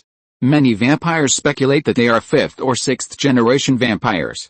In short, the living blood ancestor no longer exists today, leaving only some records for future generations to pay tribute. As the largest force among vampires, the secret party has mastered many ancient books, which let them know that the blood ancestor really exists. And after thousands of years of efforts, they finally determined the sleeping place of a blood ancestor. Sarajevo. A blood ancestor was sleeping in the ground of Sarajevo. However, unlike what many people thought, after discovering the sleeping place of a blood ancestor, the secret party did not rush to talk about the awakening of the blood ancestor, but carefully evaluated the pros and cons of the birth of a blood ancestor. For the Council of Seven, the resurrection of a blood ancestor is actually not good for them. Without a blood ancestor, They are the masters of vampires, and they are the top of vampires. But if a blood ancestor who is above everyone wakes up, how should they deal with it? Bow down to someone they don't even know? Don't even think about it. Therefore, the existence of the blood ancestor has always been concealed by the Council of Seven. But when it comes to the blood ancestor, the Council of Seven can't really do nothing, so a long time ago, the power of vampires began to slowly and firmly infiltrate southern Europe, and Sarajevo became a major town where vampires gathered. Until they discovered a Neolithic artifact in a cave 300 kilometers north of Jerusalem. A rotten bracelet. Although the bracelet was rotten, the vampire still felt a strong power from it, and it was very consistent with the power of vampires. Finally, the Council of Seven searched various books and finally determined the origin of the bracelet. The famous 13 holy artifacts, the rotten bracelet. Legend has it that the source of all diseases in the world, the first plague in the world, was caused by it. The 13 holy artifacts are also a legend of vampires, just like the ancient legends that the gods have their own artifacts. 13 third-generation vampires who are comparable to gods also have their own holy artifacts when they created the 13 clans. These 13 holy artifacts are Murder Key, Corpse Hand, Rotten Bracelet, Magic Puppet, Bone Harp, Blood Cup, Spirit Staff, Soul Ring, Butcher Knife, Torture Axe, Magic Mirror, Ghost Lamp, Poison Bottle. Each holy artifact has the power to change the world. But in the eyes of modern vampires, most of these 13 holy artifacts are actually out of date.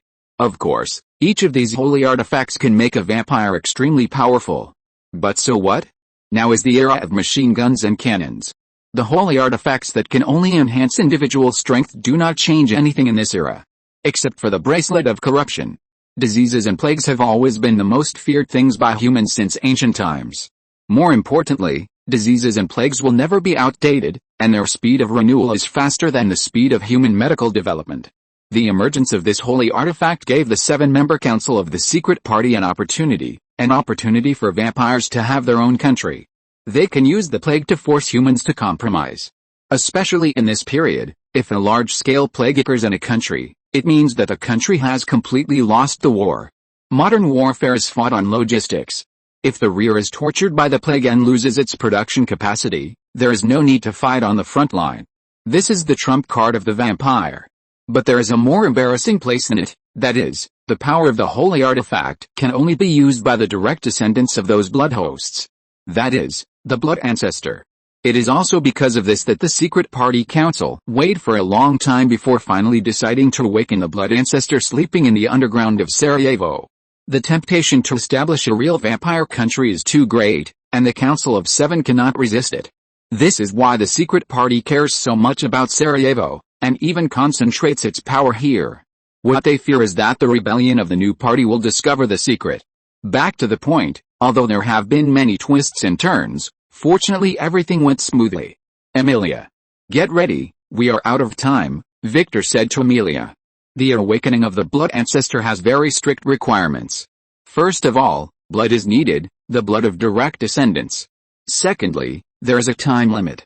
The blood ancestor has a chance to wake up from the blood when the blood moon rises to the highest point.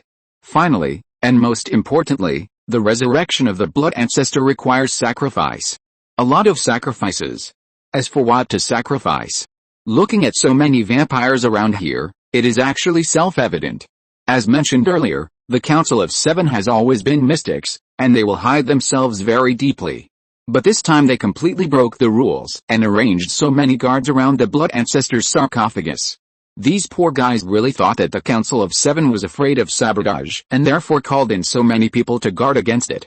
In fact, if they just thought about it, they would know that there were many tricks involved.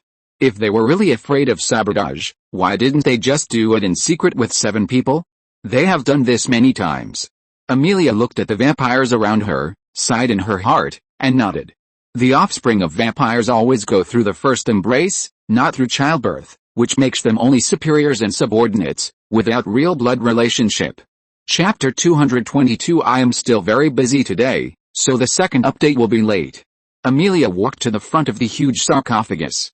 There was an altar on the ground with grooves and various mysterious patterns. At the front of the altar was a palm-shaped groove, and in the center of the groove was a protruding stone. The stone was very sharp, a bit like a fang. Amelia ignored it and pressed her left hand hard. Soon blood oozed from the palm of her hand and flowed into the groove. Then the blood was pulled by a mysterious force and flowed quickly to all the grooves. Amelia's face became paler and paler, and her breath became weaker and weaker. Finally, all the blood flowed to the end of the groove, the sarcophagus. A blood-red light emerged from the altar and then enveloped the entire underground space. A group of vampires were dazed and had no idea that danger was approaching. But Victor and several counselors retreated outside the range of the red light in tacit understanding. Then the vampires who were originally guarding suddenly felt something was wrong, and their strength and life began to fade. They immediately realized that there was something wrong with these red lights, but before they turned around and left the range of the red light, a stronger force began to summon them. Without any resistance, they couldn't control themselves at all. The blood on their bodies began to seep out of their skin, gathered in the grooves, and then was swallowed by the sarcophagus. There was no screaming, no struggle. The vampires were like lambs to be slaughtered, watching the butcher named Blood Ancestor take away everything from them.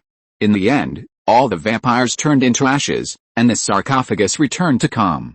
Failed, Amelia stared at the sarcophagus that had completely lost its light, a little unbelievable. Victor and the others also looked very ugly. If they failed, all the previous plans and sacrifices would become a joke. What's more terrifying is the backlash brought about by these plans. Humans will not let them go, and other vampires will also hold them accountable. No. No. Your blood ancestor has revived. It just slept for too long and needs a little time to recover, but at this moment, a stranger walked into the underground space. Several vampire patriarchs would naturally not be like those minions who knew nothing, regardless of the matter, and arrogantly asked the identity of the visitor. At this point, there was no need to think of a stranger coming in except that he was an enemy. The 7 clan leaders immediately gathered together, staring at the newcomer, as if they were facing a great enemy, and they were even more uneasy. The sentries and guards they arranged on the periphery had not issued a single warning until now, which could only mean 2 things. One was that the stealth ability of the person in front of them was very strong, and could completely deceive the guards. The second situation was even more terrifying, that is, this person killed all of them before the guards could react. Although the number of those guards was small, they were all their confidants, and there was no need to mention their strength. The fact that they could even issue a warning showed the strength of the stranger in front of them. Anyway, they couldn't do it. "Who is your excellency?" Victor calmed down after everyone was ready for defense. He asked coldly. Regardless of which of the above possibilities, one thing was certain, that is, the strength of the person in front of him was extraordinary. So it would be absolutely stupid to fight hard. When vampires encounter powerful opponents, they prefer to negotiate rather than fight. Because there is no benefit. The person who came was naturally Kai. In order to catch all these vampires in one fell swoop, Kai spent a lot of effort. It was not easy to gather together the things he cared about most, the trump card that the blood ancestors and the vampires had been hiding, the bracelet that exuded an ominous aura. The presence of that thing was very strong, and Kai noticed it the first time he came in. Kai felt very bad about that thing. He could feel that if he left it alone, it would definitely kill many people. Although the energy fluctuations it emitted were not strong, it was extremely dangerous. Kai did not answer Victor's question, but went straight to the bracelet. The bracelet was held by a clan leader at this time. When he saw Kai rushing towards him, he was also very calm. Since he knew what the enemy wanted to do, he would naturally not give it to him. The clan leader held the bracelet and instantly turned into countless bats and scattered. Unfortunately, since Kai had seen what he wanted, it was naturally impossible for him to play house with these guys. Bang! Kai snapped his fingers, and countless golden vortices appeared around him.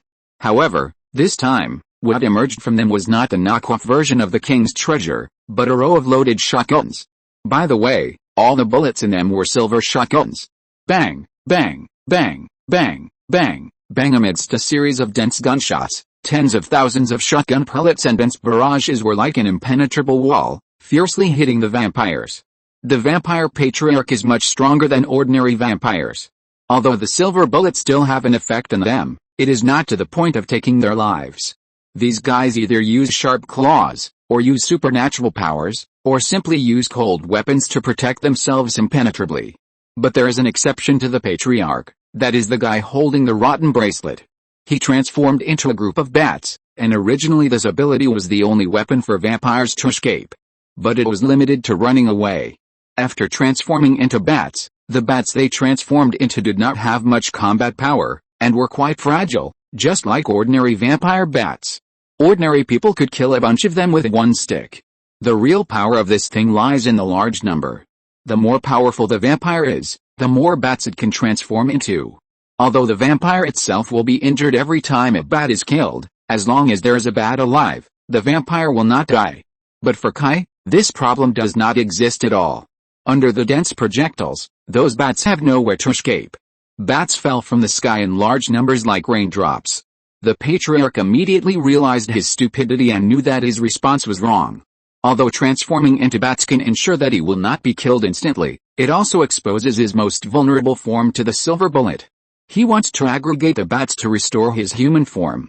But the problem is that no matter how fast he is, he can't be faster than the bullets. Bang bang bang bang bang bang bang. Each shotgun has a capacity of 5 rounds, which means that Kai can fire 5 rounds of the same barrage. And the interval is extremely short. In the dense barrage of bullets, the ground was covered with ashes turned from bats. The other clan leaders wanted to rescue, but they were immediately hit by the real treasure of the king. These guys thought that the golden light would only fire bullets. Who knew the thing could fire something so powerful? One by one, they were blown into a mess. If they were not old enough and their physical strength had long surpassed that of ordinary vampires, just one round of the treasure of the king would have killed them. Kai stepped on the guy's neck and shot all 5 silver bullets in the gun into his head. Although his head was hard enough, it was almost close to the muzzle of the gun and was hit by 5 bullets. Even a head made of steel could not escape being smashed. So this guy, whose face and name had never appeared, died very easily. It was so easy that it took less than 3 minutes in total. From the ashes of the unfortunate guy, Kai picked up the rot bracelet. After shaking off the ashes, Kai carefully looked at the blurred pattern on it, and then put it into his own king's treasure house. After doing all this calmly, Kai turned around and looked at the other vampire leaders. Chapter 223 Massacre. However, Kai was not looking at the vampire leaders. He was paying attention to the sarcophagus behind them. A violent aura began to revive vigorously, and it felt like a hungry bear waking up from a hibernating cave and now really ready to have a big meal. The vampire leaders also noticed it, which is why they approached the sarcophagus. Unfortunately, they forgot that hungry bears eat everything. Bang! The sarcophagus exploded, and a dry claw grabbed a vampire leader in the rubble and smoke and dragged him into the smoke. This leader has always focused on Kai and was not prepared for the danger behind him. Think about it, that is their ancestor. How could he hurt their descendants who had finally awakened it? Crack, crack. Amid the wailing and begging of the vampire leader, a chewing sound came out very clearly. Without thinking too much, the fate of this vampire leader is obvious. The other leaders immediately fled in all directions as if they were avoiding the plague. But unfortunately, for them, this place is already a wolf in front and a tiger behind, and they have nowhere to escape. Bang! Another series of barrages forced these vampire clan leaders to stop running and resist the shooting of those silver bullets. Just at this time, the revived blood ancestor suddenly appeared, grabbed the clan leader with one claw, and then bit his neck fiercely. The clan leader was like a deflated ball, shrinking rapidly, and finally turned into a curled up and deformed mummy. He was sucked dry. Victor had lost his calm at this time. He kept using a superpower, ultrasonic waves, to send help to his daughter, asking her to lead the secret party army to rescue him. In fact, Victor had already sent out a distress signal when he appeared in front of them. Run separately. Otherwise we will all die today. In order to give himself a greater chance of survival, Victor asked everyone to separate. Because they couldn't deal with 2 dangers together anyway, why not go their own way? The remaining clan leaders did the same, because running separately would give them an equal chance of survival. It depends on whose luck is better. Another vampire chief was caught by Kai, and this time Kai used his double swords. All his shotguns were out of bullets. Kai cut off the limbs of this vampire chief by his double swords. Kai stepped on his head, and the tip of the sword was already on his neck, but he did not cut it down immediately. Instead, he stopped and looked back at the blood ancestor. At first, this blood ancestor was just a shriveled monster with a hideous face, claws on both hands, fangs in his mouth, and disheveled hair, just like an old Zongzi dug out from the mountains. But now after absorbing 2 vampire chiefs, he has become a bit human, although he looks very thin and embarrassed. Perhaps the blood of the two previous vampire chiefs made him regain some rationality. He finally looked at Kai. Seeing that their blood ancestor stopped hunting, Victor was naturally overjoyed. If they could fight the enemy together with a blood ancestor, then their chances of survival would be greatly increased. The enemy's attention will be focused on the blood ancestor, not on them. Blood ancestor Isaac. Please save your offspring. Victor's voice made the blood ancestor named Isaac turn around and look at the others. You, blood ancestor Isaac seemed to want to say something, but Kai moved in advance. He changed into his second form and crushed the vampire patriarch under his feet. This unlucky guy couldn't even transform into a bat. The moment his head was crushed, a flame engulfed him. After crushing the vampire patriarch to death, the double swords in Kai's hand also turned into spiral giant swords. He approached blood ancestor Isaac and chopped down on the head of the blood ancestor. But this blood ancestor Isaac was not as weak as Kai imagined. A black ripple flashed in front of him and blocked the giant sword. Facing Kai's unreasonable attack, blood ancestor Isaac obviously felt offended. For the lunatic who dared to offend an ancient, the blood ancestor never had any patience. At the moment of blocking the giant sword, his left hand quickly grabbed Kai's neck. He planned to cut the neck of this madman and let him bleed dry. Kai kicked the claws handed over by the blood ancestor coldly, and then the giant sword suddenly burst into flames. Under the power of the flames, the defensive power of the blood ancestor was instantly broken. Isaac blood ancestor was obviously not mentally prepared for this, and he could only dodge the giant sword in a panic. But this dodge gave Kai an opportunity, and a classical handgun that had been modified in detail appeared very abruptly in Kai's hand. Boom! The huge roar almost made people mistake it for a cannon. A 12.7mm bullet hit Isaac blood ancestor's head fiercely, just like a cannonball exploded directly on the face of the blood ancestor. The huge power directly tore the entire face of the blood ancestor apart, leaving only a pile of rotten meat connected to the exposed cheekbone. This ancient vampire is stronger than ordinary vampires. Even those vampire patriarchs would be blown to pieces if they were hit by a shot from the handgun in Kai's hand. But this guy actually just lost his face. Before Isaac the blood ancestor could recover from the blow, Kai's giant sword fell from the sky, pierced his chest, and nailed him to the ground. At this moment, a vampire patriarch had already rushed over to support their blood ancestor. Kai grabbed the vampire patriarch by the neck, and the lightning flashed in his hand.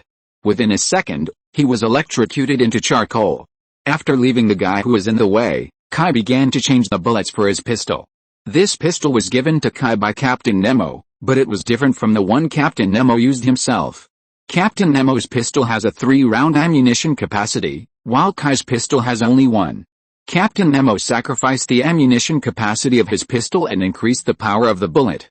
According to Captain Nemo's idea, Kai's arm strength and physical fitness are definitely stronger than his, so he might as well sacrifice the ammunition capacity to increase the power. Anyway, if someone can survive being hit by such a bullet, 2 more bullets will probably have no effect. Kai quite agrees with this idea, to take the route of one-shot kill. But he didn't expect that the first time he used this pistol, he encountered an existence that could not be killed with one shot. Let's not talk about this old vampire for now. After all, he has just woken up, and he is not even conscious yet. There is no way to talk about whether he is strong or not. But his physical strength is really strong. After changing the bullets, Kai raised his head and planned to get rid of the remaining 2 vampire chiefs. But where can he find people? The remaining 2 vampire chiefs ran away. Kai thought about it, pulled out the giant sword inserted in Isaac's chest, and then chopped off Isaac's head. Then chased out. He planned to kill the remaining 2 vampire chiefs and completely destroy this vampire organization. Many people say that they don't like the plot of vampires, so I can only cut this part of the plot. If you're listening to this novel on a channel other than Fanfic World, it means they downloaded and uploaded it without effort. We cordially invite you to visit our channel, Mundo Fanfic Novelis. There you'll find the original version of this story and you can explore many other novels of various genres. We're waiting for you to immerse yourself in a world of incredible novels. Chapter 224, End of the Vampire Chapter. Sarajevo is already a sea of fire. Just as Kai raided the Council of 7, the humans in the city also launched a siege against the vampires under the leadership of the Resistance. The Resistance attacked the old city with the weapons provided by Kai. At this time, the defense force of the secret party was pitifully small. Their large forces were transferred to attack the areas occupied by the new party, and a large part of the elites were taken away by the Council of Seven and disappeared. What's more terrifying is that even the Council of Seven is gone. The remaining secret party vampires were leaderless and in chaos, and they had no ability to organize an effective defense. In the defense mechanism they had established before, they never considered the situation of humans attacking them. They lacked emergency plans, and after losing the supreme power, the remaining vampires were not subordinate to each other, and no one obeyed anyone, so they could not establish an effective command system at all. This is far from the united humans. Relying on modern weapons and unity, humans defeated the vampires step by step. Well, that's true. Although not many vampires were killed, they were indeed retreating. Werewolves and demon party vampires disappeared before the war began. No one knew where they went. But no one cared. The fire burned all night, and nearly 1/5 of the buildings in the old city were burned down. Humans are not easy to control, especially when they release their long-suppressed anger and fear. At that time, they are much crazier than vampires. When the sun rose high, humans gradually woke up. They at least knew that this was their own city. There was no need to drive away the vampires and burn down their hometown. Only idiots would do such a thing. There are idiots in the city, but most people are good. When the rebels returned to the base to prepare for the next stage of rebuilding the city, Kai came back. Unfortunately, he did not catch up with the last two vampire counselors, Victor, the head of the Vanzo clan, and Amelia, the head of the Dorito clan. Originally, the vampire named Amelia could not escape, because she still had the mark rune on her body. But the problem was here, Amelia was really lost. The mark rune inexplicably appeared on another vampire. It seemed that the female vampire had the ability to transfer curses, although this ability was useless, but it seemed to have saved her life this time. And Victor was even more straightforward, and he ran away early. But Kai did not gain nothing.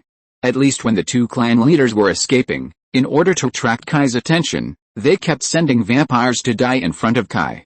This killed a lot of vampires, and in disguise, made a huge contribution to the safety of Europeans. A rough calculation showed that more than 600 vampires died in Kai's hands last night. How many vampires are there in the whole of Europe? It will definitely not exceed 10,000. If the vampires killed before and those who died in the melee last night are added, at least 1/10 of the vampires have been eliminated during this period. If you think about it this way, it is not difficult to accept to let go of the two vampire leaders. For example, for ordinary people, the threat of more than 1,000 vampires is definitely much greater than that of two vampire leaders. How many people can two vampire leaders harm no matter how much blood they can suck? After solving the threats of the Blood Ancestor and the Corruption Bracelet, Kai's mission in Sarajevo came to an end. He returned to the base just to say goodbye to these brave rebels. The rebels were very reluctant to see Kai leave. In their opinion, Kai should be with them and lead them to rebuild Sarajevo. At least he is much better than those guys who would abandon Sarajevo when they encounter danger. What is even more surprising is that the demon hunters who had been leading them to fight against vampires are also planning to leave.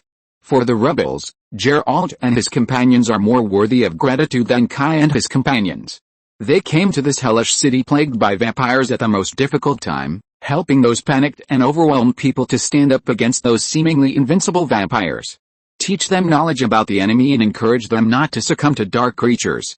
If Kai's arrival helped them defeat the enemy, then Geralt and his men were the ones who made them stand up and resist. They were their soul and role model. They thought that after the vampire war, Geralt and his men would stay and continue to lead them. Compared with foreigners like Kai, Geralt, who was of Slavic descent, was more friendly to the Serbs. They even expected Geralt and his men to lead them to national independence. Kai was also very surprised. Kai had learned about the life of demon hunters, which was not life at all. Their daily life was always hunting monsters, and then they would eat, drink, gamble and whore with the bounty, and then continue to hunt monsters until they died. This hopeless life was not worth lingering on. Why not stay and accept the respect of everyone? But Geralt told him. That was the life of demon hunters. When they chose to face those things, they had already lost the possibility of living like ordinary people. They were infertile, could not get married, could not have families, and even to meet their physical needs, they only looked for skilled women. After passing the green grass trial, they were no longer human. Their fate was to die in the battle with monsters. What a great group of people. Although they didn't get along for long, Kai still liked these tough guys. Just as Kai was on his way back to England on the Nautilus, the ongoing war of the century changed again. First, on April 4, 1917, Italy suddenly tore up the alliance, left the Central Powers, and joined the Allied Powers. Unlike Kai's previous life, Italy in this life is not so unrefined. In the previous life, Italy was a member of the Allied Powers before the war, and promised that once Germany, Britain, France and Russia went to war, they would immediately declare war on Britain, France and Russia. The term Allied Powers was because of the tripartite alliance of Italy, Germany and Austria-Hungary. As a result, when the war broke out, Italy said that it would remain neutral. A few months later, it was even more excessive. The Allied Powers signed the London Secret Treaty with Italy, agreed to Italy's territorial demands, and Britain also agreed to lend Italy £50 million as war expenses. So Italy decisively defected. In this world, Italy did not defect at the beginning. They abided by the alliance and sent about 10 divisions and 100,000 people to attack France. 10 divisions. This amount of troops is just a drop in the bucket in this epic war. But at least he has declared war, although only against France. Italy was afraid that Britain would blockade the Mediterranean, so it did not dare to declare war on Britain. But even so, the 100,000 people only put pressure on France at the border, and did not do anything practical. Although it was discounted, it still fulfilled the duties of an ally anyway. As a result, there was a problem with these 10 divisions. The French and Germans fought so badly that they did not stockpile heavy troops on the Italian-French border. There was only one division among the divisions to deal with the Italian troops. Perhaps seeing that France was beaten a little too badly, Italy felt that it could take advantage of it and planned to make some small moves, so it really launched an attack on the French army. But even so, Italy still couldn't beat France. France only had 20,000 people and 2 divisions, but it beat Italy to tears. After receiving a telegram from Paris about whether to send support, the French commander was very surprised. Fighting Italy required support? In the end, the Italians returned to their own defense line in disgrace and never dared to make trouble again. France had no energy to deal with him. When the Germans saw this, they basically gave up the idea of asking Italy to send troops. Italians need money to send troops. With this combat effectiveness, the Germans really don't want to throw money into the water. In this way, although it is the core of the Allies, its presence on the battlefield is very low, and only the British have been flirting with it.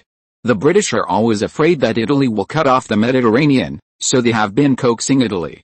Just when everyone thought that Italy would continue to fish until the end of the war, Italy didn't know whether it saw that the Austro-Hungarian Empire was beaten so badly by the Russians and Serbs, and it had some small ideas again. If you can't beat France, can't you beat the Austro-Hungarian Empire? Besides, Italy has always had territorial disputes with the Austro-Hungarian Empire. Instead of being soy sauce, it is better to defeat the weak chicken of the Austro-Hungarian Empire and take the opportunity to help the Allies so that the Austro-Hungarian Empire can be divided in the future. So, on April 4, Italy suddenly declared war on the Austro-Hungarian Empire. Chapter 225, Failure of the Battle of Verdun. It is said that Kai and his team also played a big role in Italy's rebellion this time. In order to consolidate its position, the Vatican directly announced that the Serbian demons were defeated by them. Well, the Vatican directly took the credit for Kai and his team. Of course, this also came at a price. That is, Rome promised Britain that it must persuade the Italian government to change its flag and join the Allied powers instead of the Allies. The Vatican readily agreed to this. They had long been unhappy with the Germans, the human traitors.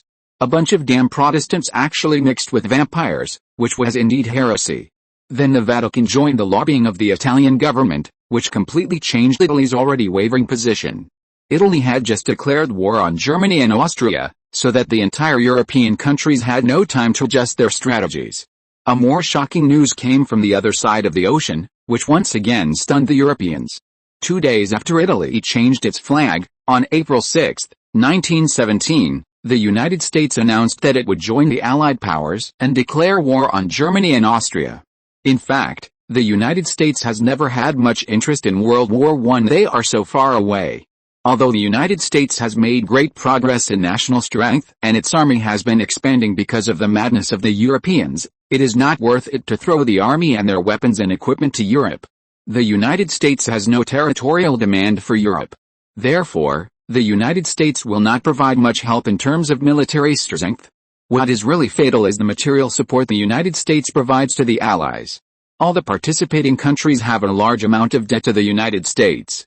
But in comparison, the United States has invested more in Britain and France. Britain and France have a large number of high-quality assets overseas, and the United States is very tempted by those things, so the United States is more inclined to help Britain. Germany is much worse in this regard. They don't have many colonies and assets overseas, otherwise they would not start a war. Countries still talk more about interests, so there is nothing wrong with the United States' choice. Originally, these participating countries had almost exhausted their energy, and now the Allies have the support of the United States, which immediately put Germany into crisis. There is no way. Germany's vision in choosing allies is really not good. One is a drag, and the other is a traitor. There is nothing to say. The only good news for Germany now is that they don't have to worry about the Eastern Front at least. The Russians are already overwhelmed. Due to a series of defeats, a large number of anti-war elements have emerged in Russia. Tsar Nicholas II has lost all his authority and control over the country. On March 5, 17, the Tsar was forced to abdicate. On April 16, a bearded bald man returned to Petrograd with the help of the Germans and shouted the slogan "Peace, Land, Bread." Then the offensive on the Eastern Front came to a complete standstill. But even so, the Germans were in a very bad situation. For this reason, Emperor Wilhelm II had to come up with something to make his country and people believe that they could still win the war. So Ludendorff and Baron von Grossmann both received orders from the Imperial General Staff, asking them to come up with results. Ludendorff did not respond immediately, but Baron von Grossmann was very excited to come up with his own results. Super soldiers. A group of super soldiers who have no sense of pain, are extremely powerful, agile, cruel and crazy, and fearless of death. He equipped them with the best weapons, each with an MG-815 machine gun and steel plate bulletproof vests. He turned them into killing machines. The MG-815 machine gun is not actually a light machine gun, but a pseudo-light machine gun. It is a simplified version of the existing German Maxim 08 heavy machine gun, mainly to reduce its weight and transform it into a light machine gun. The improved machine gun is called MG-815. This group of 200 super soldiers was immediately deployed to the front line. The first performance of these soldiers in front of the Verdun fortress was indeed amazing. In one night, they broke through 6 French positions, allowing the German army to seize this gap and advance 6 kilometers at once, directly to the wall of the Verdun fortress.